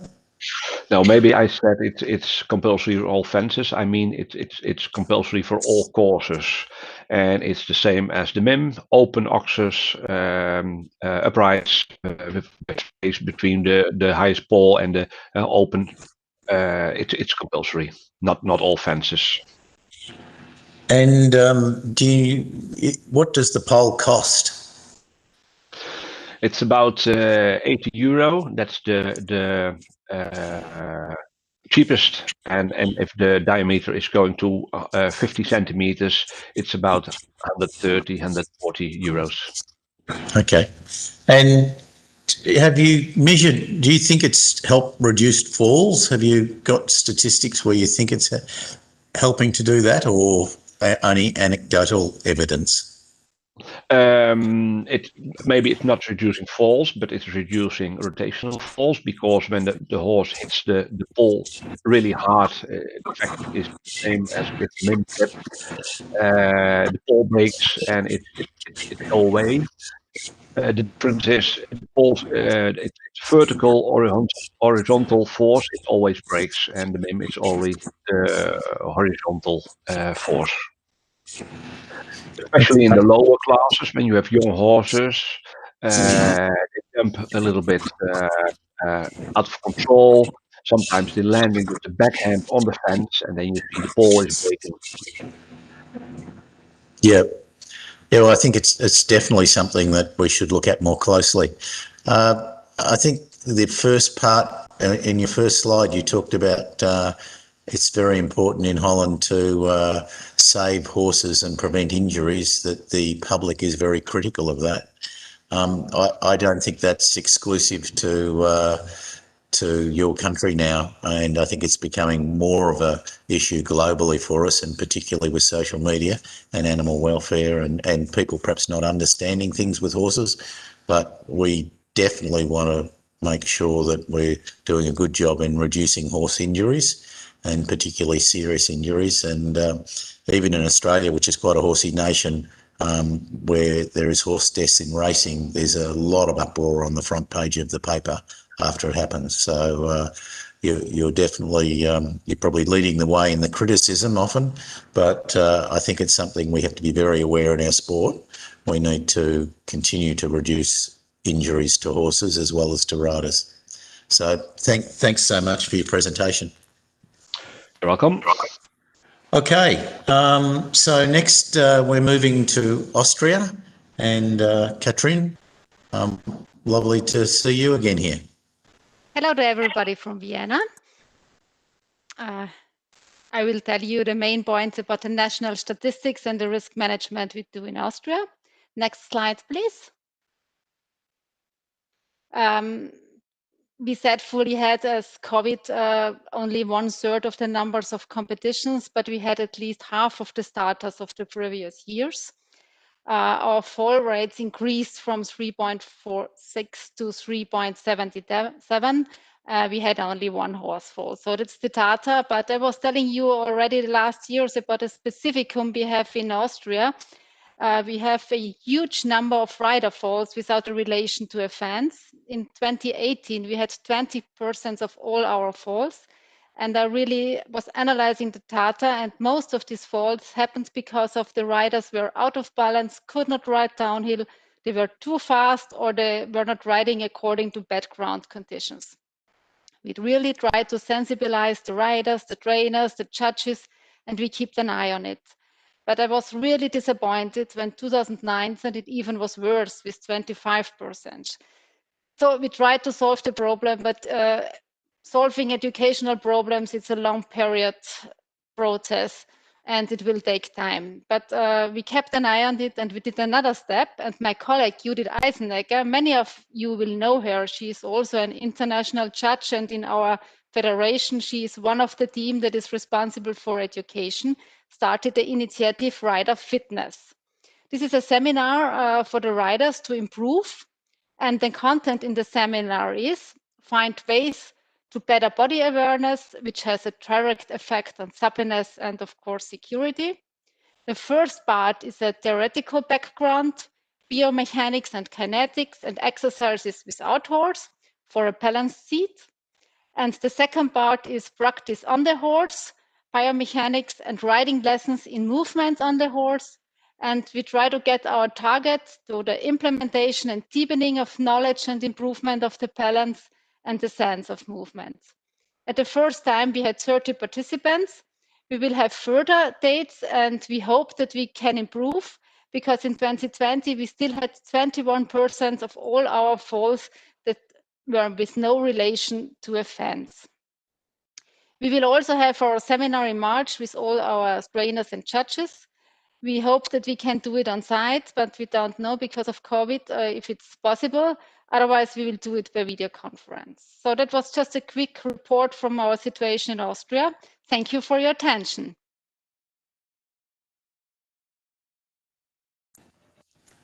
Thank you, Katrin. And yeah, it's a really interesting thing to focus on, why riders are falling off and not even falling off at fences. So at least it's good that you're studying that, and maybe we can learn something from that in the future. I hope we will improve soonly. Thank you. Good luck. Okay, so next we move to wonderful France, and Laurent, as you know, is a top coach, but also a member of our risk management group. He prepared a nice video, which I think has just been put on the FEI campus about coaching. So he's highly involved in this, and we know France had a big presentation last year and had a new committee put together to look at safety after their problems in 2019. So it'll be good to hear how you've gone over the past year during COVID, Laurent. Welcome. Yes. Yeah. Hi, everybody. So yes, I will present the whole safety program in France on behalf of the French Federation and Michel Asseret, who is the French NSO, but he was very busy today. I guess that maybe he's in front of his computer. I will replace him. So this year we had first I will explain you all the different slides we had, just to explain you the plan.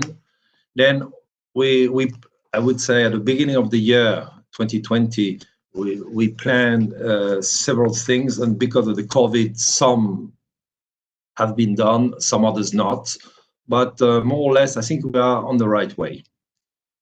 So yes, next slide please, Nathalie. So this is all the French figures and the numbers.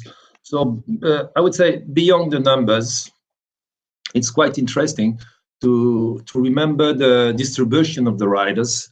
You can see this cake on the right, with 34% of amateurs. And what we call the club is the riders who just compete with riding club horses and the ponies, which mean that the big majority of the riders are amateurs. So we have to take care of them, because they are riders, amateurs, and clients. Next slide, please. So this is all the riders, FEI riders registration. It was in 2019, because 2020 was not very relevant. So you can see that Great Britain is definitely the first one, and USA and France were third. So with such a large number of riders who are able to compete at international level. The next one, please. So with the, well, this is the number of the FEI competition in 2019. Same thing, we are quite efficient in this side. Next one.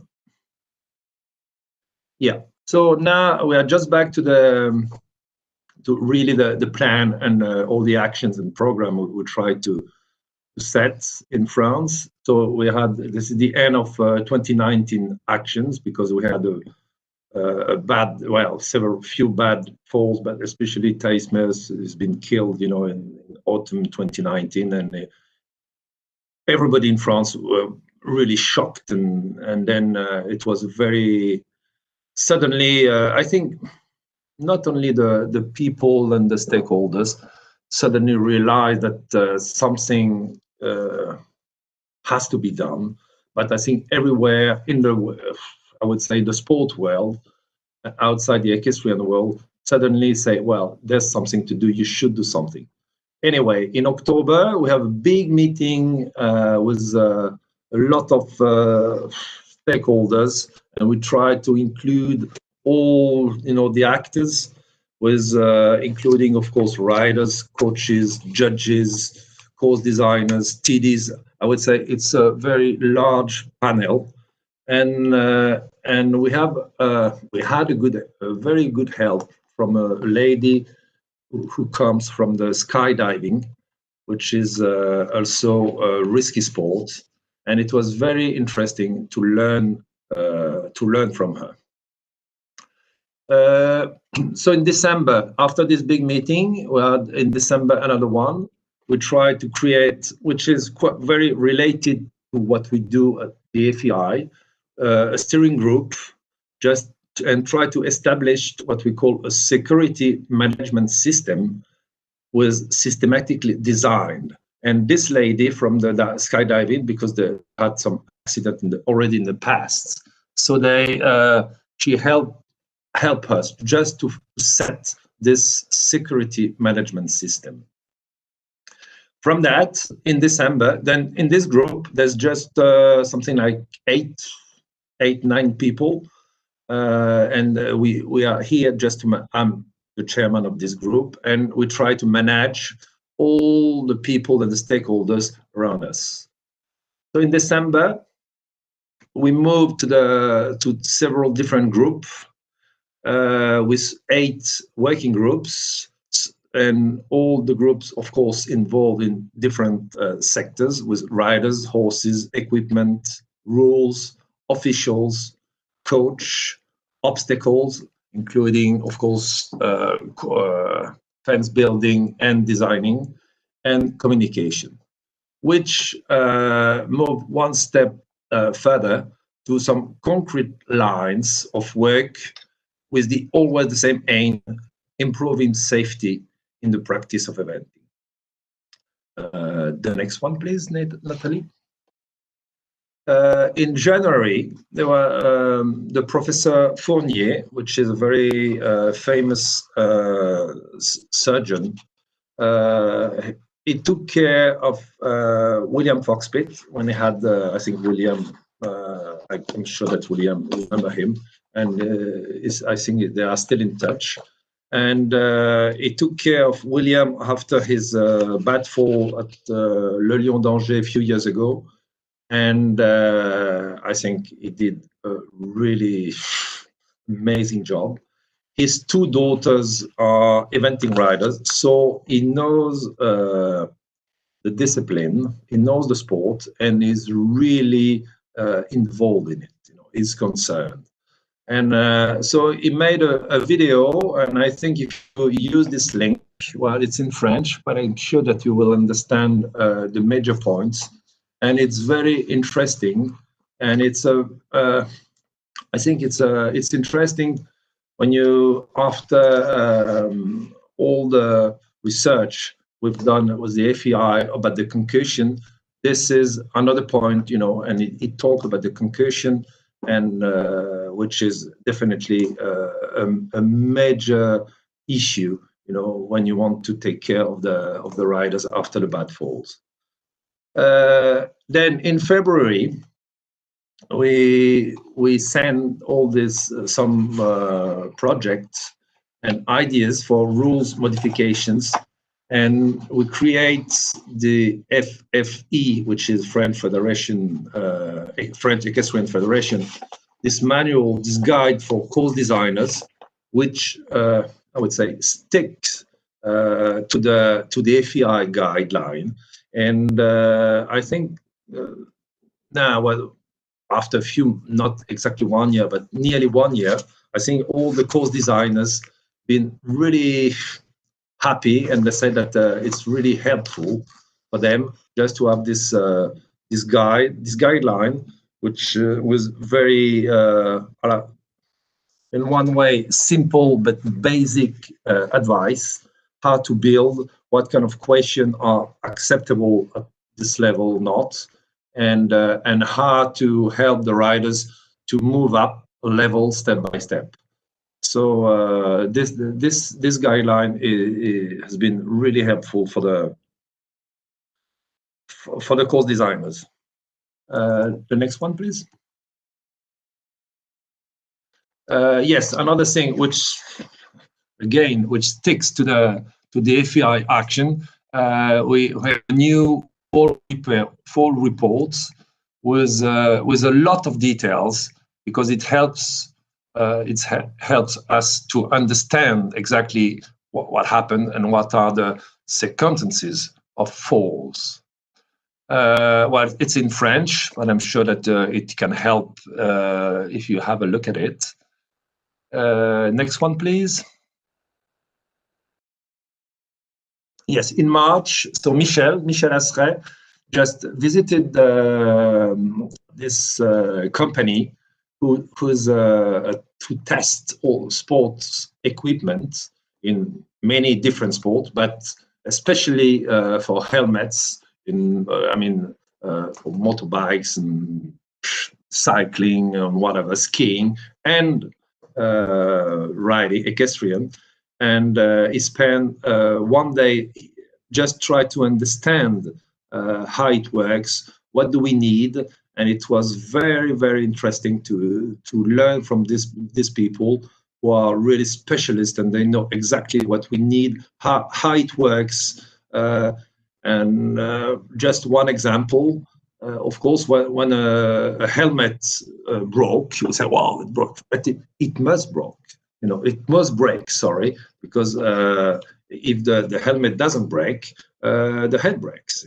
So that's important to have a breakable helmet, and just to know exactly at which point it should break or not. Anyway, this day was really helpful, and I think Michel and us, we learned a lot from that, and which is related as well to what I think David was Matt and all they do with these helmet companies. Next one, please.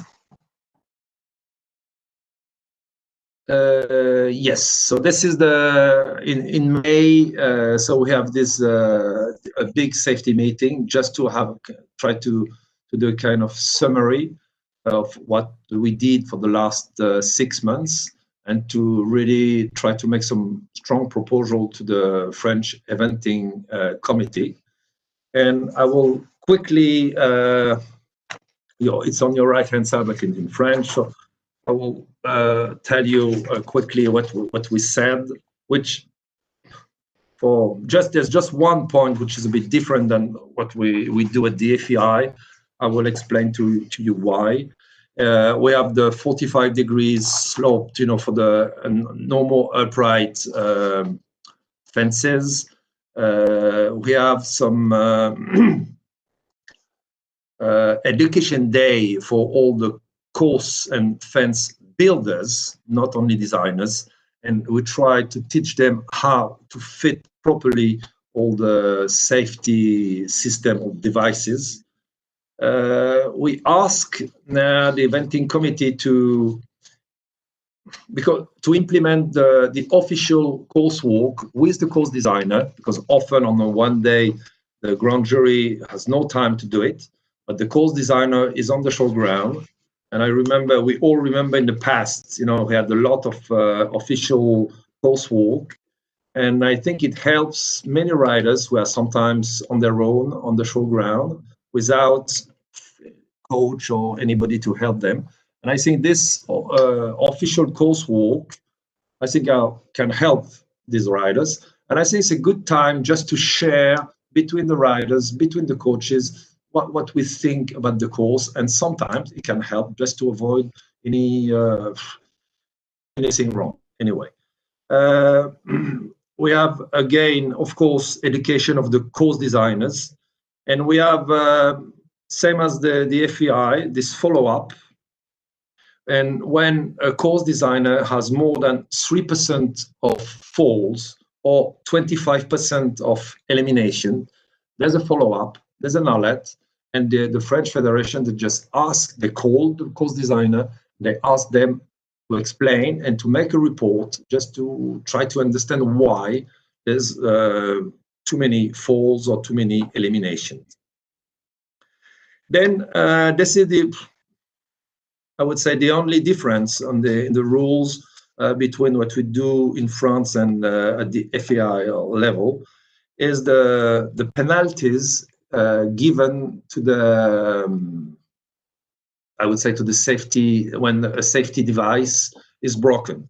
In France, we made the choice to give no penalties if you break MIMS or pins or any device, because we think that if you give penalty, maybe some course designers or course builders will not use the devices as much as we would like. So this is a choice, say, well, no penalties, and use the devices as much as you can, as much as you want. Maybe in the next few years, we could change and say, well, now we move on, you know, a few steps further. And now, because all these devices are quite well, I would say, used and implemented, then we can give some penalties. But now, this year and for the next few years, no penalties for the safety devices. We made a checklist for the stewards. It's a short list, but it's good that the stewards at the warm-up, especially the cross-country warm-up, should be able to check the equipment of the riders, of the horses, just have a look at the riders. What is his mental statement? Is he fine? Is he very stressed? Is he, I would just say, well, is he on his own? Is there a coach around him? Anyway, it's a very short checklist, but I think the stewards, because they are basically on the showground everywhere and always in the warm-up areas, I think they are people who are really very, very important to improve the safety. So they have a checklist, and they should check all the horses and the riders. Yeah, this is one of the what to say in July. What I say on the slide, the setting up and outlets. Next one. Sorry, Natalie. Next slide. Yeah. We work. It was in July. We create a group of what we call alerters, which could be spotters. Anyway, it's a group which consists of a real large panel of stakeholders. Just try to involve all the people concerned in eventing first and in safety. You can see the list on your right. There is most of the top French riders, most of the top French coaches, some official, some judges, not some judges, sorry, because it's a bit different. These people are just here to help the judges. And so there's about 50, 60 people. And the idea is just to say that they are the eyes of the grand jury, because especially on national competition, on one day, the grand jury spent a lot of time to judge the dressage. Most of the time there's no video, so they can't see everything, and often they see very few. So how to take the right decision about this dangerous riding, how to stop a rider, how to warn a rider at the warm-up if there's nobody to just to be here and to have a look. So these people, so this group have the knowledge, they have the, I would say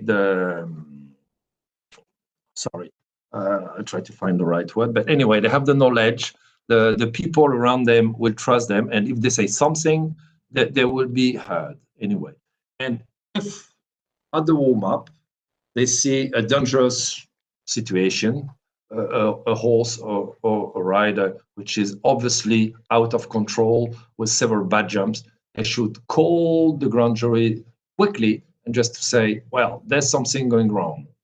And then from that, you can just postpone the start of the cross country for this rider. You can start having a chat with him, with his coach, maybe with his parents. The grand jury can come here and just try to explain, look, there's something wrong. You can't ride like this. It is dangerous for you and your horse. Then from that, you can have another look at him. If the warm-up is going better, okay, start on the course. We'll have a look at you. If there's something wrong, we could stop you.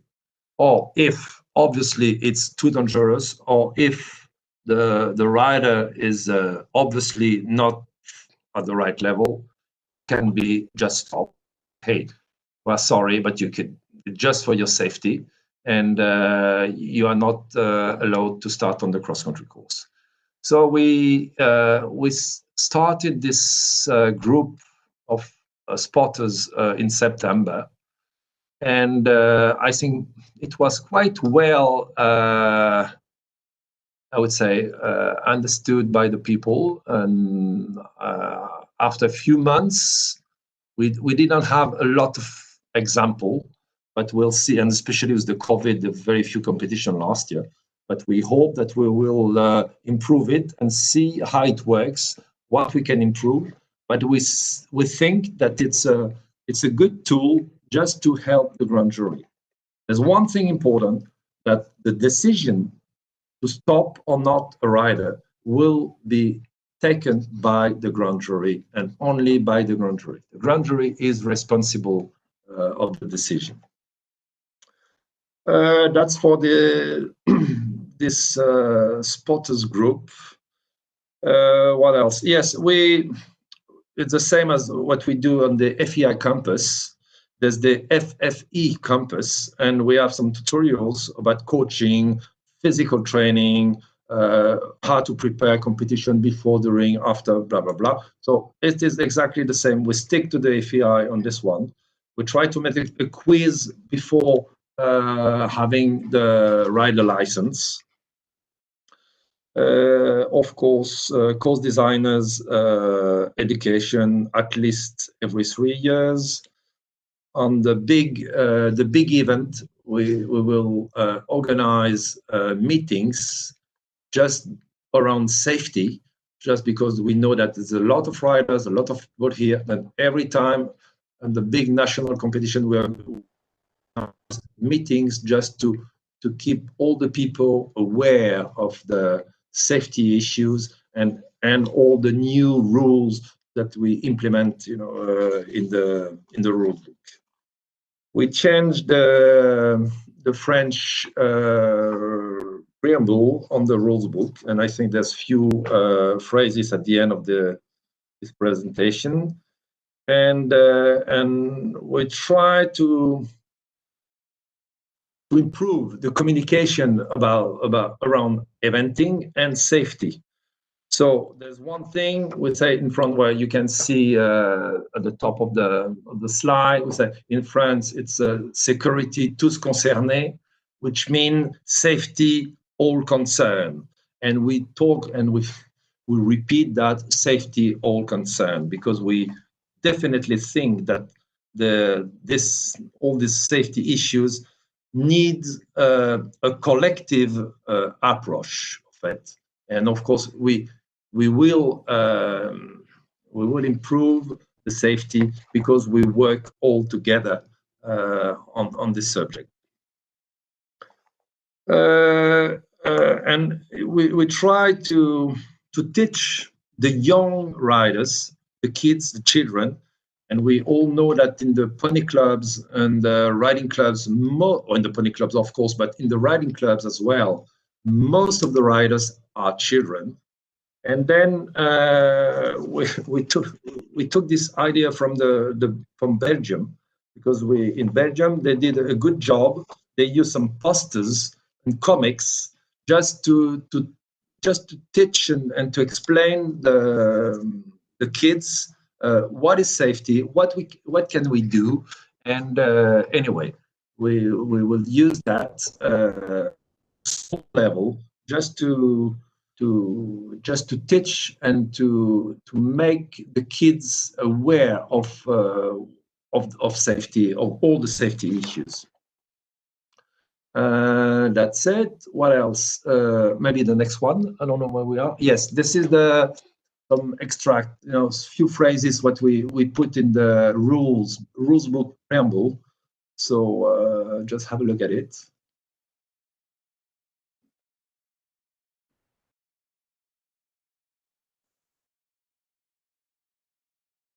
And again, this is really what we with Michel we repeat that all the time, but I think it's very important. Safety, all concern.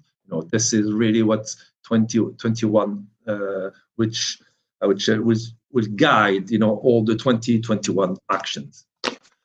All right, that's it. Thank you for your attention. And anyway, see in the chat if there's few questions, I will reply. Thank you. Thank you so much, Laurent. Certainly, since we met in Aintree last year, you've even during COVID, you've taken a lot of action in France, and as you say, that saying "safety, all concerned" is a big, good philosophy to have, and I'm sure that's something that probably applies to all of us as NSOs. So thank you for that. Just, I thought we know that France is a very big eventing country, number 3 in the world. We also know with ponies and kids, you are really strong with eventing. So maybe even sharing the pictures and the things you've learnt from Belgium on how to involve kids in safety might be something interesting for all the NSOs to see. So after this, maybe share that with Nathalie, and she might be able to share that with the group. And I guess just with your fall report, was that based on the FEI fall report? Is it a similar document? Yes, it's quite similar, but I think I can't remember. I didn't compare exactly all of these two, but I think, or maybe there's a bit more detail on it. It's very detailed, just try to figure out exactly how it happened. Yeah, I think we had an email just recently from somebody in England saying their national fall report is different to the FEI one, and I'd be interested just to see, maybe you could show us how different the French one is to the FEI one, and if there's anything we should be changing or aligning, if there's anything we can learn. Yeah, I think maybe Nathalie, I'm sure that you can share it with everybody and maybe have a quick translation or something, because it's in French. But I think it's I would say it's quite similar, because we can't really invent, anything. But I think there's a bit more detail. Yeah, that's good. And the helmet study will be very interesting, but we heard from Mark Hart that he's keen to do that, and I think we should learn everything we can from what you're doing in France there with the testing laboratory, and pass that on to Mark. But it's something that definitely we want to improve, that the FEI. Just with the official coursework with the CD, so that the CD has to allocate a time that he's officially going to offer a coursework to all the riders? Yes, all the riders. I would say all the people who wants to, the riders and, you know, the coaches, because some, you know, some, I said, regional coaches, sometimes they just need to learn and just to improve the job. And I remember when I was young, you know, a few years ago, and we had all the national competition, we had this kind of official coursework where all together and just discussing, sharing, you know, and talking on fences. And I think it was a good time just to learn from the others. And what if he's got multiple courses he's designed? Does he do 3 course walks, or would he walk several at once? What? Sorry.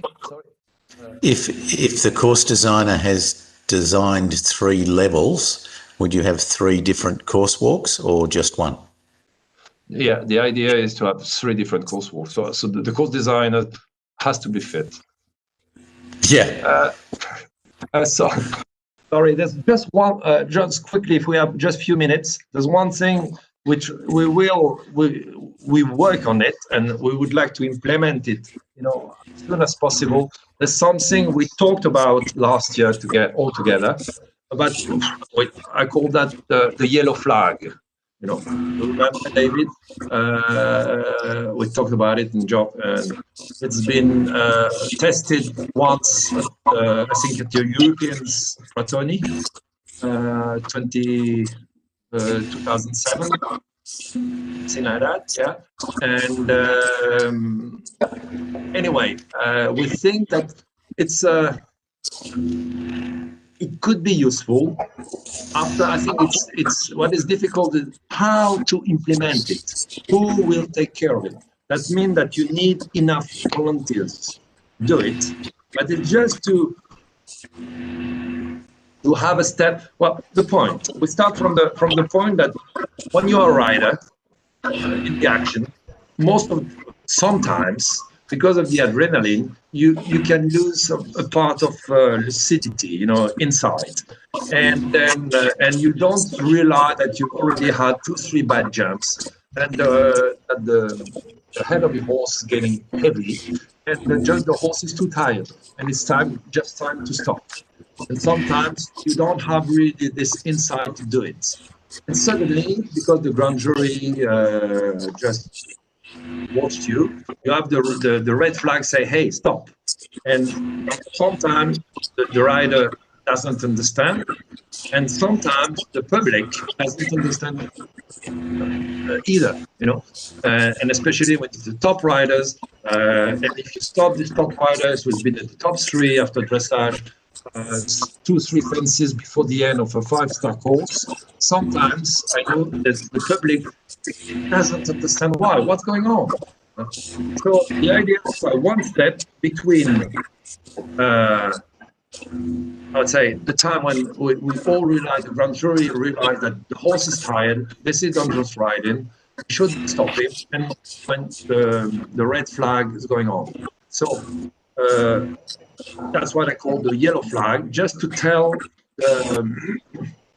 the rider, look, there's something's going wrong, you know, you are under observation, you know, we watch you. So, and I think it will, first of all, help the rider to come back with his horse, to listen to the horse, and suddenly to realize, well, yes, that's right, I already have few bad jumps. Oh, my horse is tired. So, few possibilities. First, it can slow down. Maybe it will take an easy long way on the next quite big question, and maybe it will take the right decision just to withdraw on his own. He will make his own decision. And if it's obvious that the horse should be stopped, I think it will be definitely easier for him to understand why, and it will be easier for the spectators to understand why it's been stopped, because it's been already warned and watched for the last 2, 3, 4 jumps. So anyway, this is something we still work on it. It's not already implemented, but we would like to do it this year. And remember, we talked about it last year, and I think it could be probably a good tool even at the FEI level. Yeah, I would say, I mean, this David, I would say that for one, I'd be really interested in, we did use it before. I actually thought that it was successful because we did use it at Bertoni. We didn't have it just available. We actually used it. And it was, I think it was actually well received. I'd be interested to see whether national federations, and you could do it in your own national federations in different places. Because in thinking about this in lots of different ways, it's not actually against the rules to do it now. That's right. I mean, you could, as long as it was explained to the riders, it's actually not against the rules. And so, I think there's a possibility of playing around with it at the national level and possibly even at FEI competition, as long as the riders have full information of what it means. That would be a very important part. I think, David, you and Giuseppe were there and learned from it. So maybe maybe with Laurent, we'll write a little bit of guide how it should work and let people test it. It'd be great to test it in France, wouldn't it? Yeah, totally. Yeah, I think one of the main, of course, you need enough volunteers, to do it, because so the main question is who will carry the yellow flag, because if you have spotters, you need spotters, but you already have that system, right? Which is already allowed now, right? You're allowed to have spotters. You have that information go be another one for the ground jury. So there's already a system in place that is allowed. It's just now it's actually just saying the rider that there's concern about your cross country. Yeah, absolutely. The system actually kind of there. And Laurent, I thought your list of spotters was a great idea, and I think, as David said, it's within the rules to have spotters, but everybody could create a list of personnel, and it includes some good riders, which is great. And it's a little bit like now for the MIM devices, we've now got a list of MIM advisors around the world that can just practically tell you how to fix things where you can give them a ring if there's a problem. So well done. Congratulations to France. Thank you. Thank you. Okay. So our next presentation is going to be from Feline, who we all know and who is not only Chief Steward but also a member of the eventing committee from Germany. So welcome, Feline. Good to see you. Yeah, hi everybody. I hope the connection is good so that you can hear me properly. Yes, we also had a difficult year, but in Germany we were lucky enough to start competitions already in May, and we made it that we could offer all German championships and also the lower level team championships. So that was very encouraging for all organizers to come back with competitions again. And I'm still very sure that we can have our eventing sport without any more risk of infection to COVID. So cross fingers for this year. Yes, so that was our season. Organizers were allowed to get their MIM systems for free again. So we had another 165 MIM systems to organizers and training centers. And so that is quite a lot on the ground in Germany now on fences. So it's 865 MIM systems on fences in all German events. We had a new project. It is video material. So that's what we produced during COVID times on a nice sunny day, 720 minutes of video material for educational video clips for both all riders, but also for coaches. Yeah, and we have by now educated 205 emergency doctors for the eventing discipline so that they know how to deal with eventing events. Next slide, please.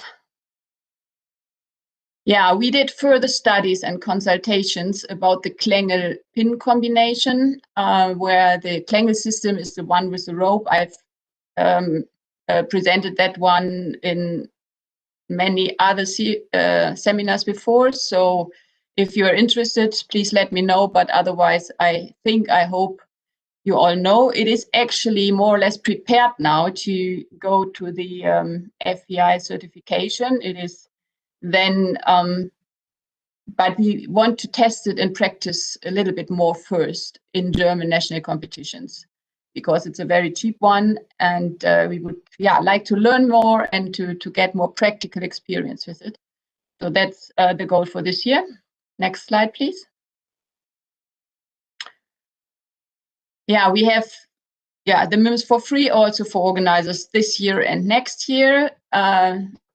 We have a good funding by the Stiftung Deutscher Spitzenpferdesport, with especially one person now helping us a lot to get the financial funding for it. An 85-year-old professor who was very, very interested in the sport and is very absolutely up to date with everything that happens with safety. And he also joined our task force, eventing task force for safety online meeting we did, and he is really brilliant.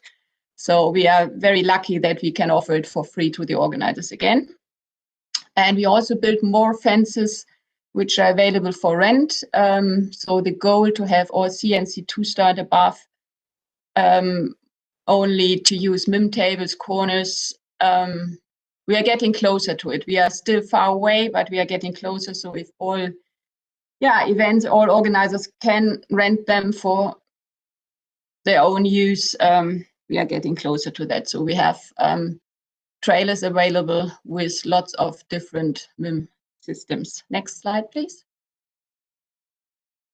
Yeah, these are a few of them. Next slide, please.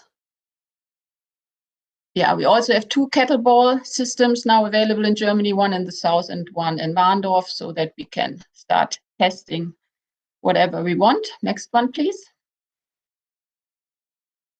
Yeah, but this was the main project. I would like to let you know a little bit more about it. We produced the material to have short videos for social media, and also the use of influencers to share it about safe cross-country riding. Every single video should be about 5 to 7 minutes long, so that it is still a good length for everyone to watch and not to stop watching. Next one, please.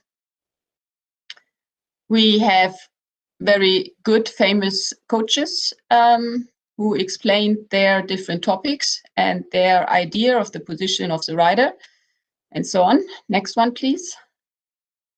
So we cover certain areas. For sure, the most important is the position of the rider, which will probably be 1, 2, or maybe even 3 video clips. So it is especially length of the stirrup and all the safety positions. And yeah, we start with actually a first position for everyone who wants to go out hacking. It is the first video will be not so eventing specialized, but more for everyone. And then we get more and more specialized in eventing from clip to clip. Next one, please. Yeah, this is again some photos out of the videos, long stirrups, and of course being wrong and being in front of the horse. Then our Rockin' Ruby, who has got a new back this year so that the saddle is better in place. And of course on top, Chris Bartle. Thank you very much, Chris, for doing that training with our Landestrainer. Next one. Yeah, we also cover the physical education fitness programs to be both stable and also flexible and special ideas how to improve your your position by training on the ground for eventing, especially for eventing. Next one. We also cover the fitness training of horses and help riders to do the right things with their horses and have fit horses for the cross country. Next one. Yeah, then another very important video will be on dress and saddlery and the safety aspects. Next, please. Yeah, and also the mental training and how to get prepared and how to concentrate on what you want and how to deal with being nervous. So this will also be at least one video. Next one. And of course, course walks. That will also be a video telling and helping riders on what to concentrate when they walk the courses. This is Julia Krajewski, our junior trainers. Yeah, that was about the videos. They will hopefully go online in March. We will have prepared them, and then there will be another few in April and May before the season starts. That's the idea. So that is our video. And I also would like to let you know we have now, that is another project we started last year. It is some squad and top riders act as mentors for the organizers, and that they assist actually do the course walk together with the TD or the day before and have a look at the courses and get their ideas about safety from the rider's point of view, so that they all work as a team, the CD, the TD, and the rider who comes a few weeks before and has a look at the courses, so that they are fluent and nice to ride and get better and better. That's the idea of it. And so far the organizers were happy to have some riders there, and it's even better if all riders go home after the event and tell other riders that was great and they should come back to that event. And we hope for the best. And we did an organizers workshop where we also concentrated on safety and on control and other things. That was last year in February. This year, the workshop for all officials, riders will be done online, and also there will be special online schoolings for officials and organizers every third Monday the next week, so that they're all prepared for the season. Yeah, a new education tool, which was done by our federation, is called FN Level Up, which is a video analysis by experts. Next slide. So you can have someone to do a video of yourself when training, upload it on the platform, and then you can choose a trainer, for example, Frank Osthold, who is also our young rider national trainer, and get his comments on your training. It was actually originally designed for dressage and jumping, but it's also possible to be used for eventing. Of course, everyone should have their coach with them when doing cross-country training, but it's very helpful to get another idea of what you're doing from a real expert. So that's a possibility which is available already now on our German platform for all disciplines. And of course, it would also be possible for your riders, trainers to use our German coaches. I think the one or the other is good in English. Next one, please. Yeah, thank you. That was it already. I think I have not missed anything. Thank you very much. That's great, Feline. As usual, absolutely excellent, the work that's going on in Germany.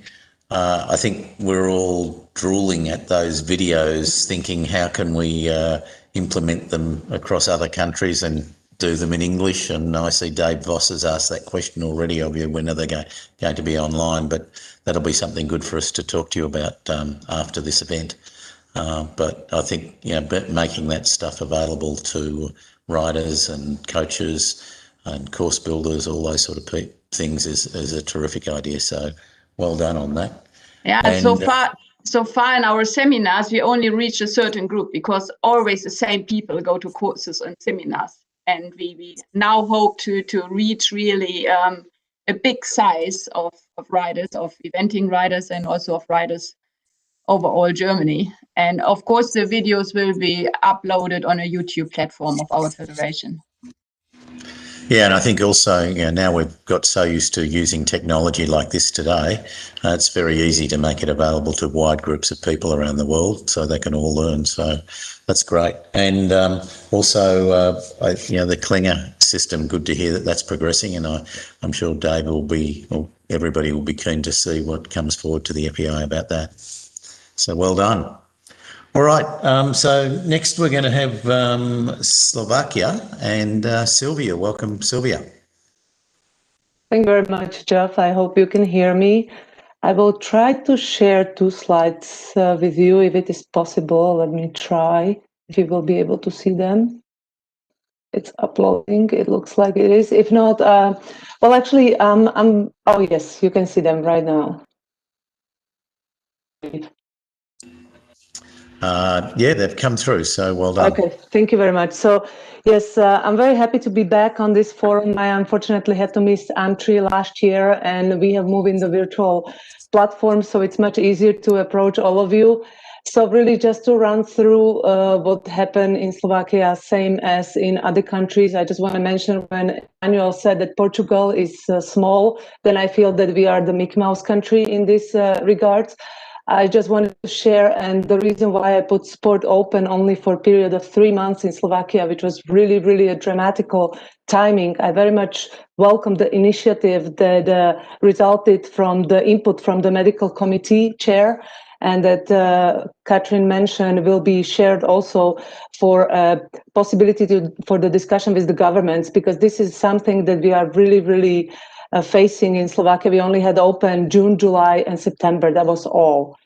So the reason why I asked for the floor and why I wanted to discuss with you is actually this. We only had 2 events during this time, 5 competitions, 39 starters, 0 falls. I should be absolutely happy. But there is one issue that raised from these unprecedented times, and I really wanted to use this forum, which has always been excellent in sharing in experiences. If you had the same experiences as our riders, they have 0 opportunity almost to reach the national mare, the minimum eligibility requirements. So actually all riders after this closed period of time aim for the starts abroad and for the national shows, etc. So since there has never been minimum eligibility requirements in order rider and horse combination, they have been based on the results that they have reached in this year and last year, asking for some sort of exceptions from the National Eventing Committee. And this is something that I think it may sound very basic at the first sight, but it really raising the concern, like where would this stop? So I understand that there is a certain limitation in this virtual platform that I cannot receive inputs from all of you, but anyway, I would be following the discussion forum if you could give me any feedback or opinion on this and how to really address this issue. And this was the reason why I asked for the floor. So thank you very much for the attention, and I will now try to again go back and release the screen. Oh, okay.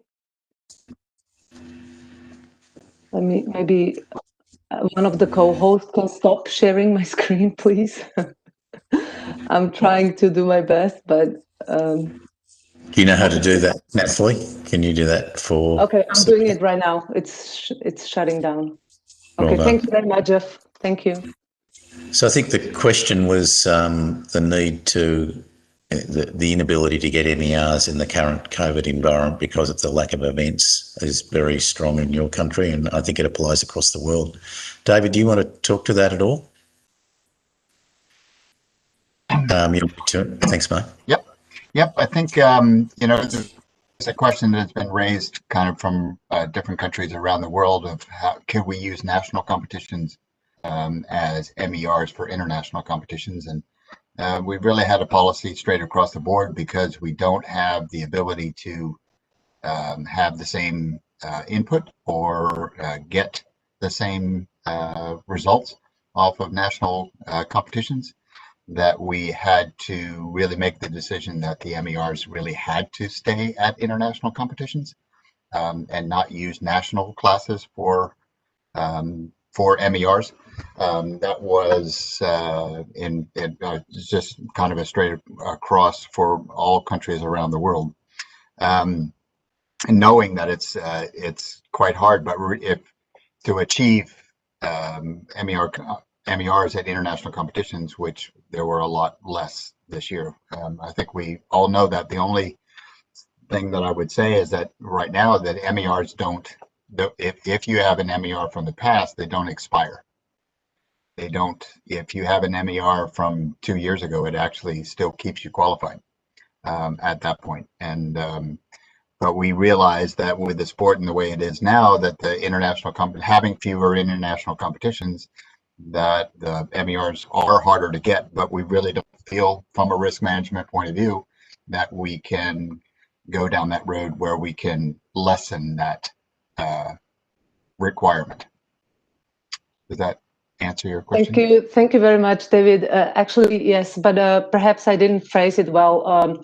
I would never think about going down on the MER on the international level of the competition. What is worrying me is actually the exception that the National Federation is providing to our riders to compete on the national competition abroad. National, not international, national.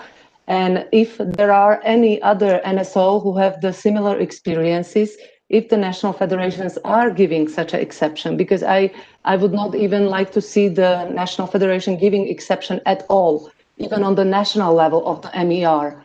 I haven't been thinking about lowering down the requirements at all. No, sorry if I misinterpret my explanation. So it's actually the other way around. If there are such an opportunity, because I didn't find them in the rules, and I didn't experience this prior. And since this is for the national competition abroad, as you know, Slovakia is very small, so it's 2 hours pretty much anywhere, to Austria, Poland, Czech Republic, anywhere. So I was just wondering if there are anyone who has experiences with this and how to address this. Thank you very much. Yeah, great. I think John, are you still on? I know in the United States, we have a committee, we have a group that deals with some of these exceptions that are getting asked, made up of coaches and trainers, that they're the ones that have to apply. It's not just done by the sport committee. It's actually done by a group of, I think there's 5 on it. I think they're all upper level coaches, and they have to approve whether an exception can be made for again a national competition. Jonathan, do you guys have something similar in England for national competitions?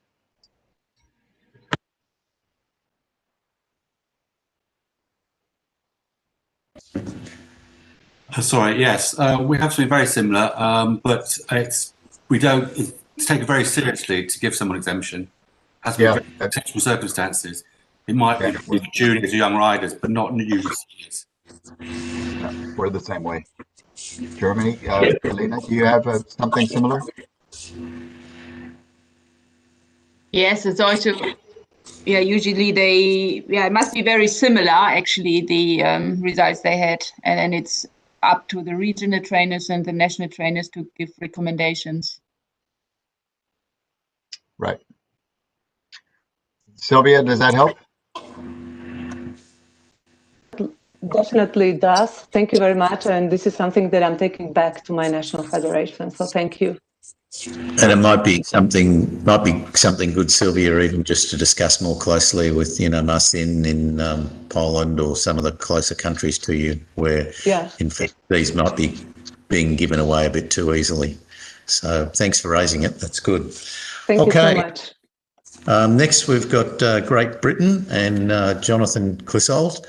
Jonathan spent a lot of time in the last 18 months on the frangible working group, helping with Mark Phillips and Dave Voss to develop the new frangible standard. And he's obviously the NSO for Great Britain as well. So welcome, Jonathan. Hello, Jeff. Hello, everybody. Next slide, please, Natalie. All right, some key takeaways from 2020. Like everybody else, we were very disrupted by the COVID, and events were down 67% on the 4-year average. We only had 32,000 cross-country starters, as opposed to the normal of 75,000. Interestingly, rider falls remained a similar level, 2% to a normal year. But massive reduction in horse falls was down 33%. Next slide, please.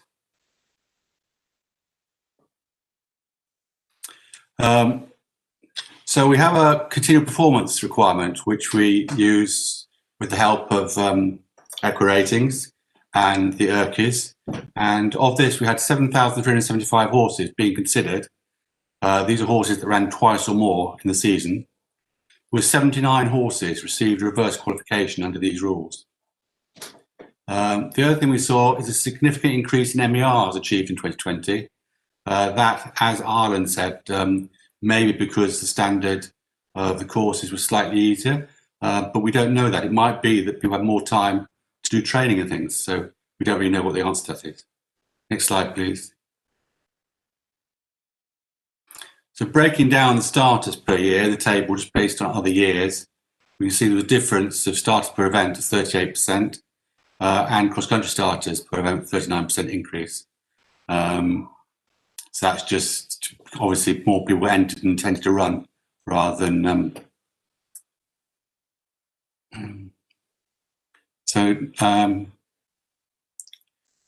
right. So of the cross-country metric for the year, say from the 32,000 cross-country starters, down 50%, as you can pass it floor. We saw an increased number of jumped clear rounds, so more MERs. Rider falls remained similar, and again horse falls down 32%, which is great news. Next slide, please. So this is the breakdown of the continual performance requirements, and you can see that other people that got it's when they had two eliminations through falls, any type of fall, or refusals consecutively, or they have 3 of those in a 12-month period. They then refer to this, and they have to go down a level and get an MER at the lower level before they can come back to that level again. So on the B80, which is the lowest level, they get referred to a trainer. So you see 20 at that level, 15 at the 90 centimetre level, 9 at the metre level, and 22 at the novice 2-star level, 10 at the intermediate 3-star level, and only 2 at the high level. The next slide, please. So this is the MER rate again. You can see that it's up to 74% the 2020 season, although that's much reduced number of runners, but it's still up and it's significant in the statistics.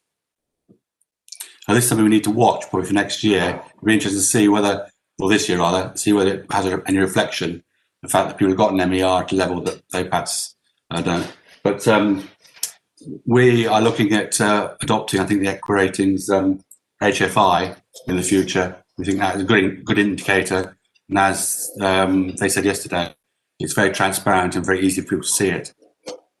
I think since we introduced the continual performance thing 3 years ago, I think the initial people didn't like it. But I think now people have understood it actually is for their own benefit, and it focuses their mind on the actual performance. And whereas last year we found that several people that had entered an event and had a reverse qualification, they'd already rung the organiser and got changed down to a lower class before British Eventing had to get in touch with them. So I think that proves that's working. And next slide, please. That's it, is it now? Yes, is it? Okay. Thank you all very much. Thanks, Jonathan. That's really interesting. So you've really started to follow the Irish thing a little bit of using that, well, you call it CPR there, of trying to reverse qualify riders or actually tell them they can't compete as well. Have you gone that far? Yes, we have, absolutely. And I think it's now the riders understand it, and they understand it's for their own benefit. But I think it's very easy for riders to forget some of their bad performances. You know, they go out and they only remember the last competition, and there's always a reason why they had a run out or why it had 2 stops or whatever, and they try and make excuses for it. And that sort of focuses the mind on their performance.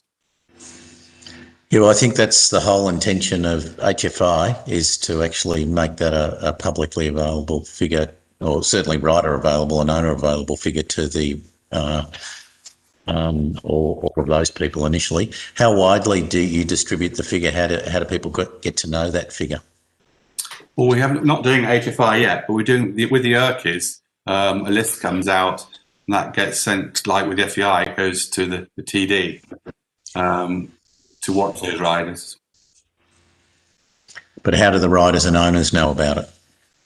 They don't at the moment. The riders only know about it when they get reverse qualification. Yeah. So with the HFI, to make it far more transparent, and everybody will be able to work it out for themselves. Yeah. Okay. Mike has just asked you a question. Did the GB consciously reduce the degree of difficulty in courses? Do you think course designers actually did reduce their degree of difficulty in 2020 due to the COVID? I think probably on the first weekend of resumption competition, there may have been a slight tendency to do that. But I don't think on the whole, ITA quite a lot of events, and I don't think that the standard was reduced at all. Yep. Okay. Thanks so much for that.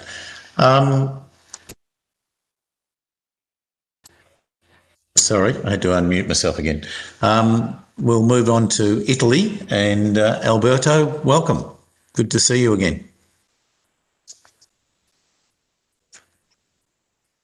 You might need to unmute, Alberto.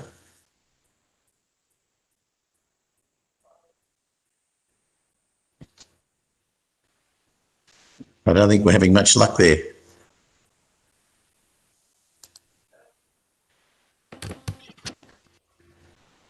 Okay, well, if we might be able to try and see if Alberto can get organised.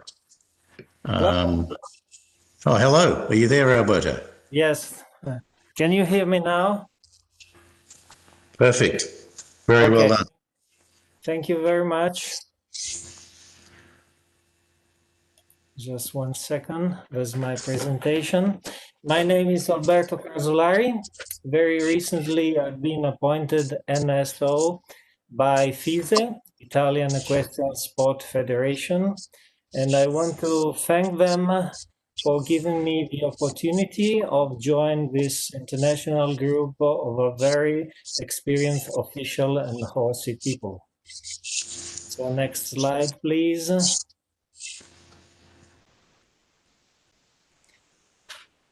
I put some data about eventing in Italy in 2020 that has been, as already said, a very difficult year for everybody. You will see only national horse trials data.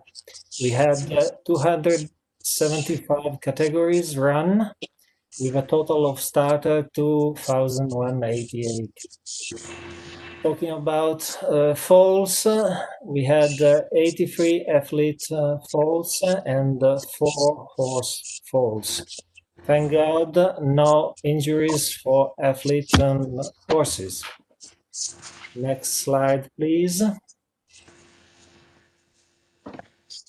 Now I want to talk to you about the Italian eventing world and the Italian organization. We have 16 organizing committees, and 14 of them are very experienced. They run 3-4 horse trials every year, and they started a long time ago to do this job. There's a group of officials and trainers very dedicated to the discipline and very experienced. What does the National Federation do for eventing? First of all, application of the FEI rules and guidelines. Italian rules are updated every year. There's a show and courses committee that helps the organizing committees to improve their shows. This committee has an updated CD guideline, and they give financial aid to the organizing committees in order to buy new fences or to improve cross-country fences. The Federation also encourages well-qualified officials to start their FEI career in order to improve the knowledge of the officials in eventing. From this year, there's also a risk management committee. Its focus is on active and passive safety. For active safety, we mean improvement of general and cross-country riding technique. That is very important, as we saw yesterday in the clips. Improvement of horses and riders' fitness and horses' health, etc. For passive safety, we mean improvement of course designing and fence construction. Next slide, please. Thank you very much for your attention. It has been very useful for me to participate to this seminar. That was the first one for me. I hope to meet you soon. Bye-bye to everybody. Thank you, Alberto. Welcome on board as a new NSO, and this group's been meeting for over 10 years now, so I'm sure you'll find it interesting to learn from everybody, and it's great to be able to share ideas with everybody, so thank you.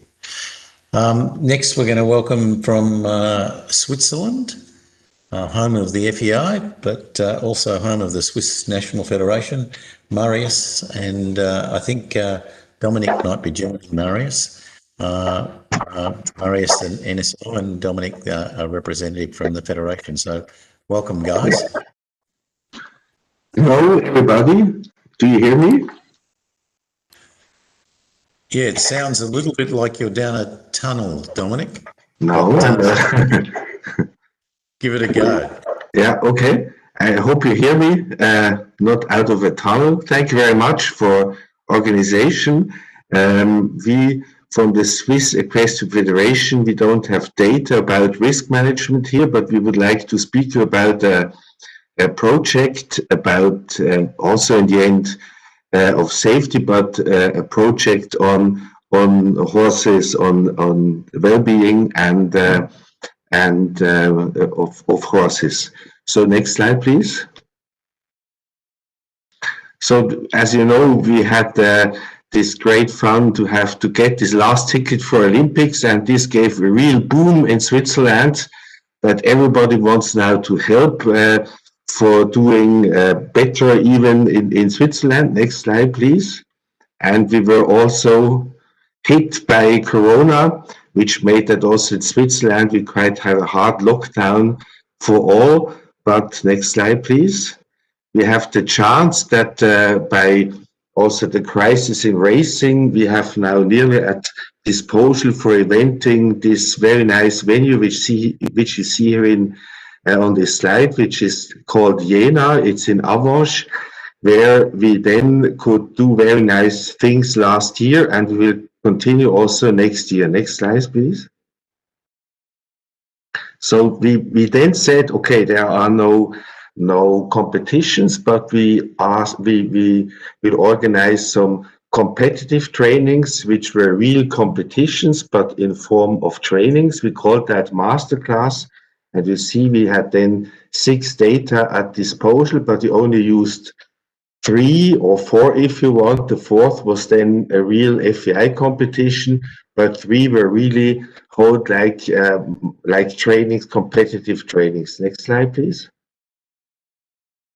And in the same time, we were able to do very nice analysis of all these horses. So we really used all devices which you can imagine, which are at disposal nowadays to examine these horses. So this gave then for a standardized study parallelly to the competitions on 37 horses, which we could check 3 times with an interval of 3 weeks under varying meteorological conditions and very standardized. Next slide, please. So this was a study conducted by University of Bern. You see here the part working in Amos, but in the end it was about 25 veterinarians and students working on these horses. Next slide, please. These competitions were always held exactly identically on these 37 3-star and 4-star horses. First day was a vet check, dressage like normal. We then already included a first show jumping. Second day was a cross country, and the third day was again a vet check and a second show jumping in order to compare horses jumping before and after cross country. Next slide, please. So this was then our dressage venue. Next slide, please. And the show jumping on a very nice arena. No, next slide, please. Back. And there we did always like that. We took the show jumpings of the Nations Cup and built them like they were constructed there. And always the first and the last fence was the same in order to compare the horses from the first and the second day. Next slide, please. For the cross country, we tried to imitate as much as possible what we might have in Tokyo. Next slide, please. On this racetrack. So there were always also different course designs, but also like that, the first and the last fence was the same for every competition. So you see the cross countries took 5 minutes always in order that we still didn't do too much with the horses because it was planned initially even to do 6. So we didn't want to have problems with the health of the horses. Next, please. Next slide, please. The cross country was then held over already existing steeplechase fences. Next slide, please. And already existing fences, and the rest we had from Christian Aschar from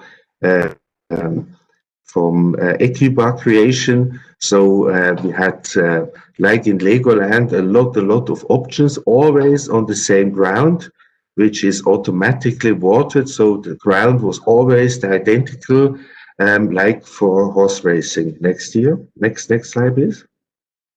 All was filmed by a professional team, so we had no spectators, but we had live streaming of all that.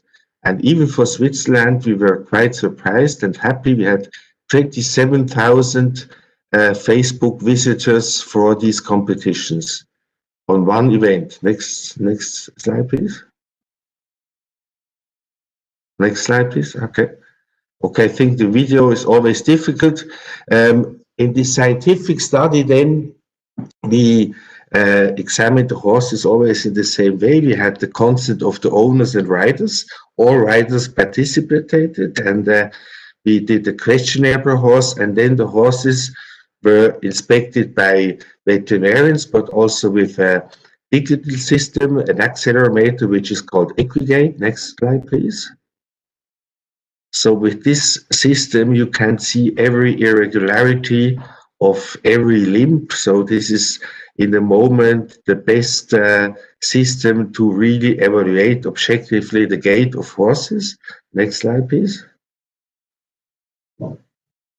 And then we were especially also interested in the heart rate and the ECG, because in a previous study, we found that also in training, horses make up to 40% intermittent irregularities, arrhythmias, little arrhythmias, not all the time, for sure not, but sometimes. And we were interested if these arrhythmias could be linked to problems in the cross country, like refusals, runouts, or even falls. Next slide, please. We also measured with thermography special temperatures. We measured the eye temperature, which is a indicator for stress of horses. This was done before and after each competition.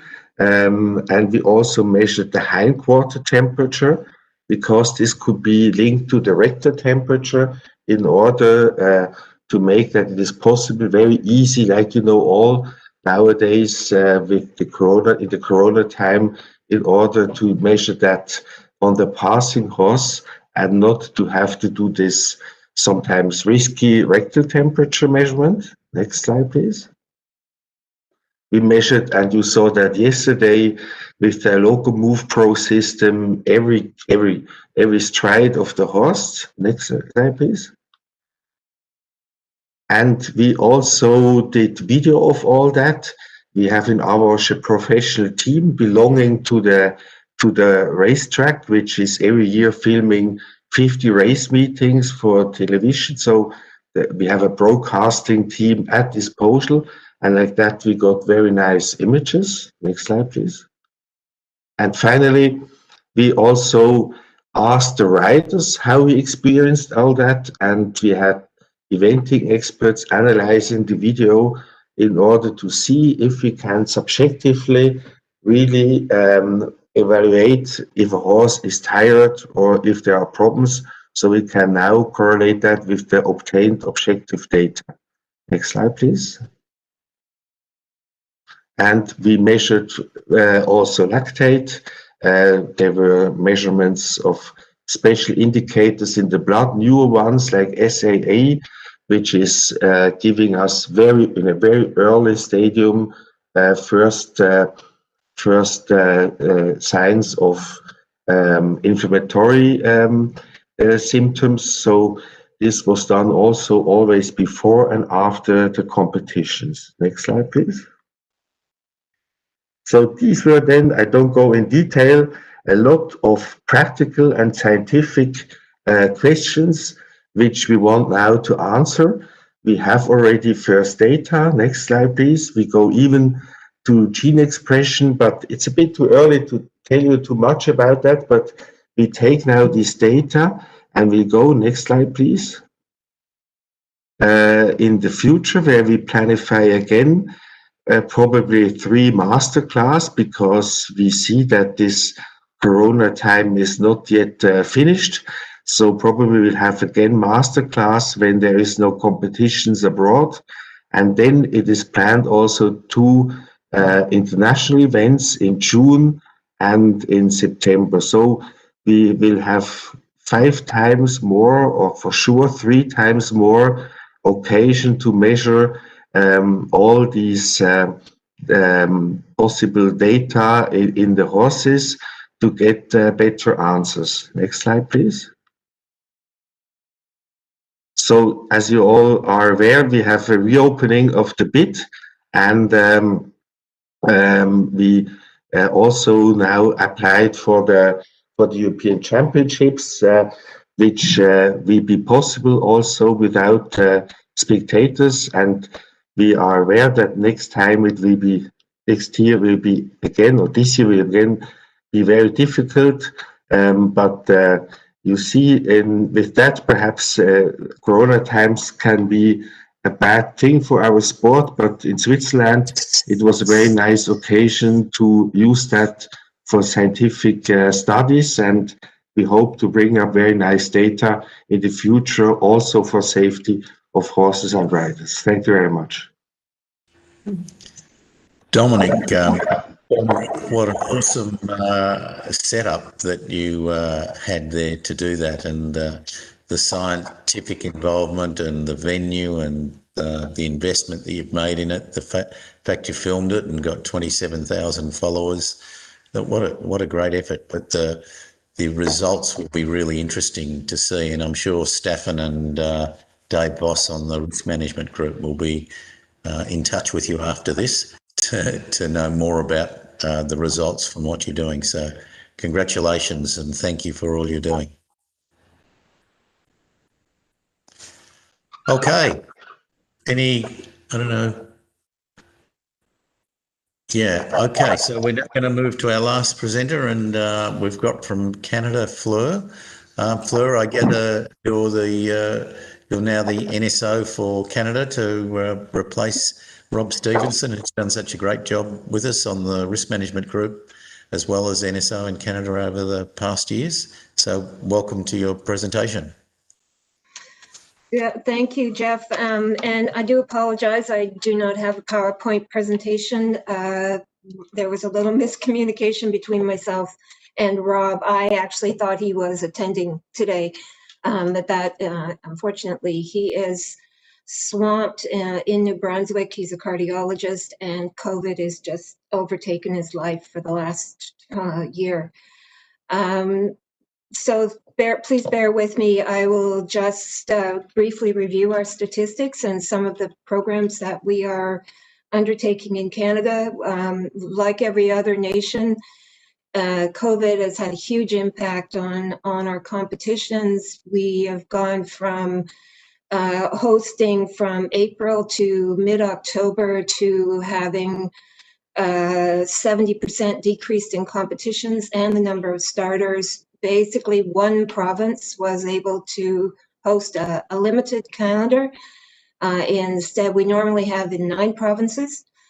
So our numbers are significantly reduced, and adding to that, which I was interested in seeing when the stats came in, we had a lockdown.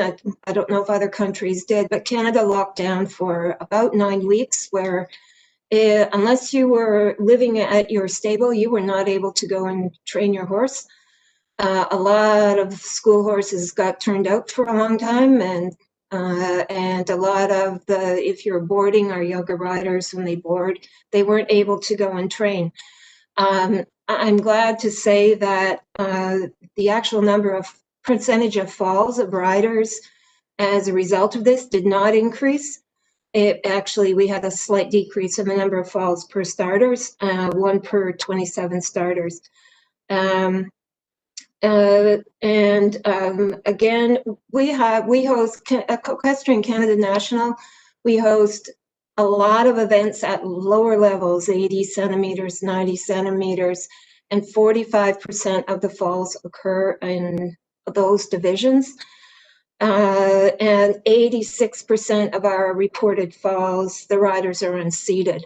There was a slight increase in the number of horse falls, but when I read the data, the actual descriptions, there's been a couple of incidences where the horses simply slipped in the warm-up and fell on their sides.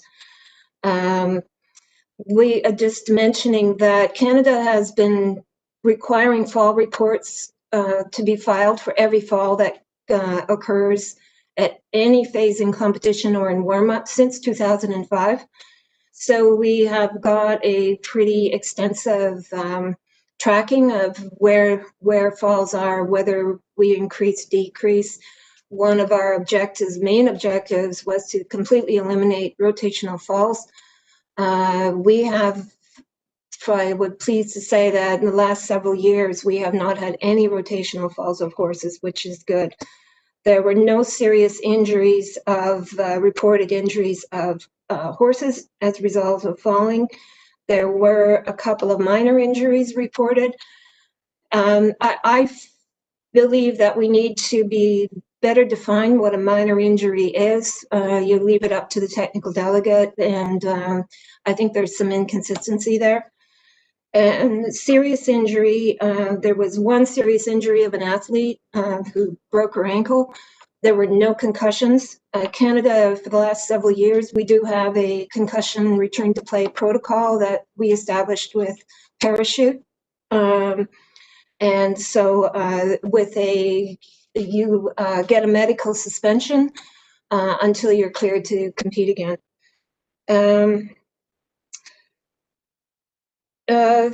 Just one last piece is,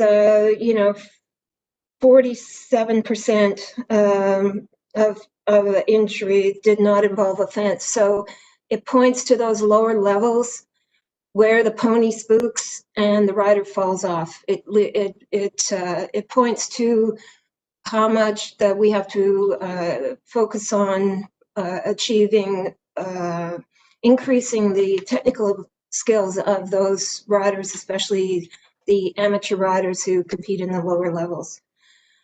We had, as John mentioned, stated, we lost a Canadian competitor this year at a competition in Florida. It was absolutely tragic for Catherine and her horse.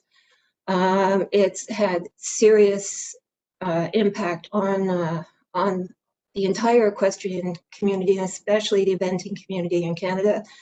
The National Eventing Committee reaffirmed its position on risk management through a statement in March, where we have a component focus, education of athletes, coaches, officials, etc., improving technology, helping organizers, etc. And so some of the programs that we focused on, Equestrian Canada overall, I manage the equestrian sport in the office for Equestrian Canada. I've been there a very long time.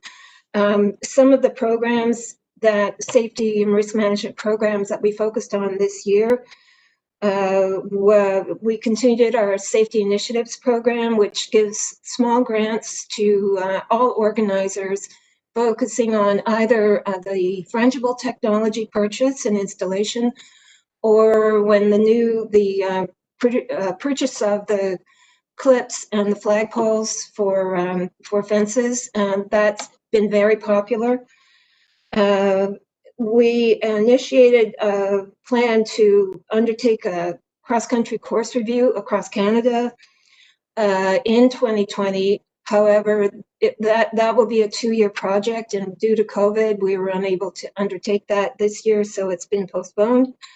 Officials education, of course, like the FEI and everyone else, we were unable to hold any face-to-face education.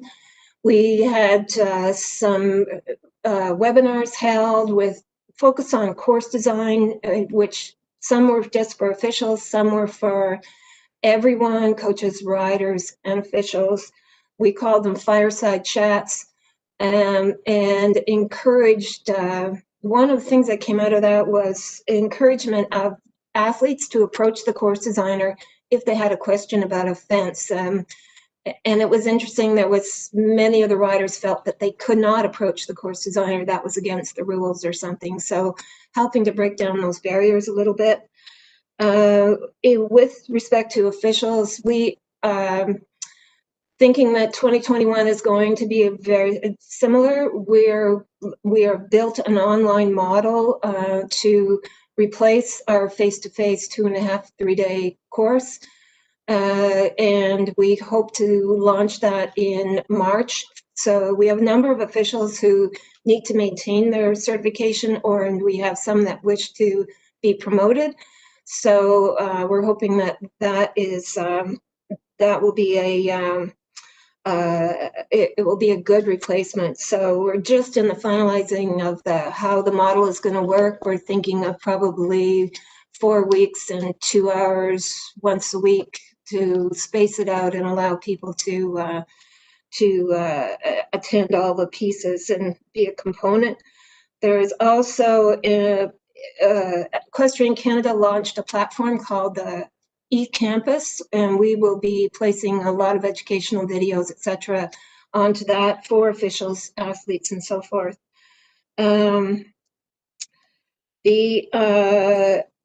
We also had intended to launch an athlete and coach education program with training camps across Canada, 4 training camps. That unfortunately also postponed till 2021.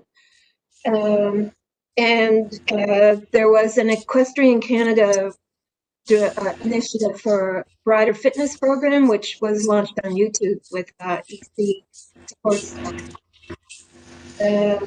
Going forward, we're just hoping that we have a full calendar backup for 2021 competitions, and hopefully then we'll be able to successfully run them. We're anticipating we're going to be running again under COVID restrictions, which, as everyone knows, takes a lot of work from our organizers to comply with it. We're under the WHO risk mitigation plan, et cetera, et cetera. So the Federation has been providing a lot of support to those organizers in order to. Thank you. Thank you, Fleur. It's an enormous amount of activity that's continued on. We're obviously very sad about the rider in Florida and send our condolences. But I know that your federation is working hard in a small country to make sure that the sport is safe and continues on. And Rob and you have done a fantastic job. So well done.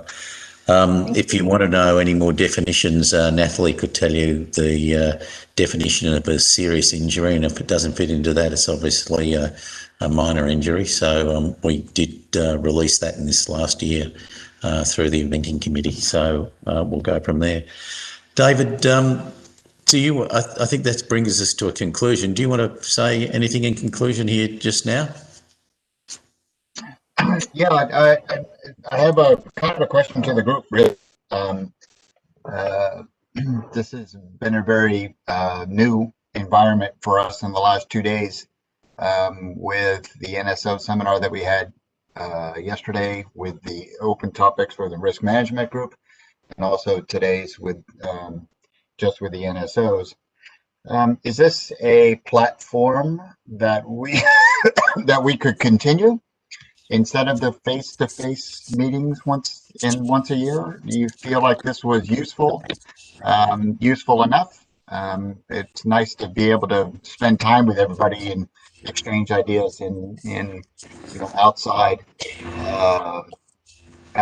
just the meetings. But is this a useful platform for this group? Do we feel like we could continue with doing this online seminar side of the equation instead of everybody having to fly to get together? I was thinking, David, after this and checked with, yeah, perhaps a thumbs up or thumbs down would be a good idea. But what we will do after this is get a survey sent out to everybody to just say what was good and what was bad, and we'll include that question in it for sure. Yeah, and I think one of the things we would have to do is there's how many 48 people here participants today. I think we have to make sure that all countries that have NSOs that this really does have to become mandatory in the form of getting this information out. So I think that's one side of an equation. Yeah, I think we'd all agree, wouldn't we, that once a year to be coming to an NSO conference one way or the other should be compulsory for any country that does eventing. Otherwise, you miss out completely. Although good news from this, and I think Catherine could perhaps tell us more, but I think this is all going to be available on YouTube to those people too, isn't it, Catherine? Yes, for sure. I mean, the reports from both days will be available as usual with all the annexes. And also the YouTube channel will be consultable also through the risk management page for eventing. That's great. Thank you. Just one question too, in which you can just reply. If anybody is doing any more work on a fence data app, so if you like a fence scoring app, could you maybe just let us know so we've got an understanding of what countries might be doing something there? Secondly, that training facility guideline, I'm sure that's something we could develop. We'll talk about a lot of the subjects that came out of today at the risk management meeting that we will have next Monday. also Monday week. But as we develop these things, we'll try and get them out to everybody. I guess again, I'd just like to thank you all for your time today. The FEI has put a great amount of work into preparing today, and both their IT and eventing departments in putting it together. So thanks for that, especially you, Nathalie, again. But also, I'd like to thank the risk management group and the eventing committee, because they're putting lots of effort in behind the scenes, and I know the eventing committee has been meeting monthly throughout this COVID situation, so that's been a great improvement in communication and worked really well, led by David. I guess just on a positive note, in Australia here, we've been through, in my town, we went through 3 months of complete lockdown and then a long period of hard getting back to sport. I know you're going through a really tough time in the Northern Hemisphere right now, but when it's got back up and running, it has gone crazy. Everybody's not travelling, everybody's riding their horses and competing.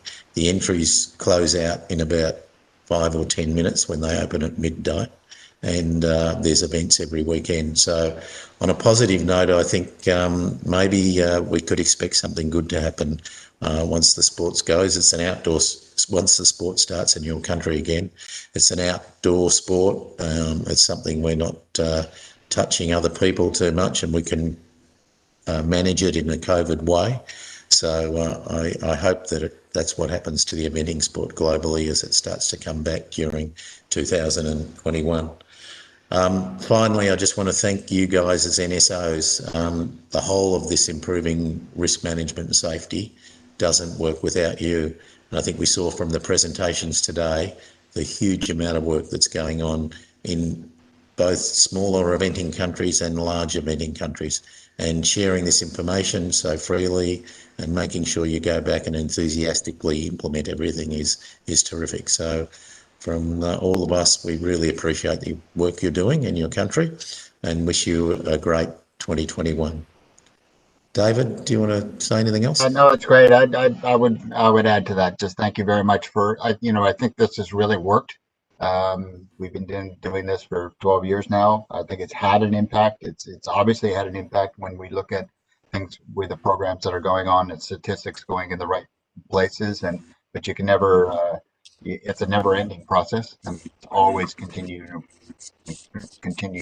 diligence in where we want to go, and in education, which is really so much of this driver, is so much of a bigger part of it. So we really do thank you for your communication and your effort. I would want to make sure that the door is open for that communication to us all year round. So if there are questions or comments or programs and all that kind of stuff, please reach out to us, and we will do our best to help in everything that we can to keep us going.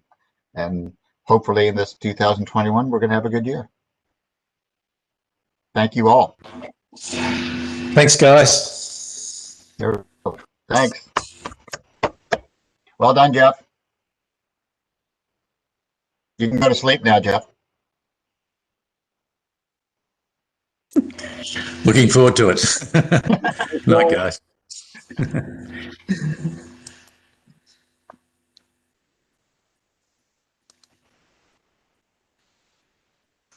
They're all good, guys.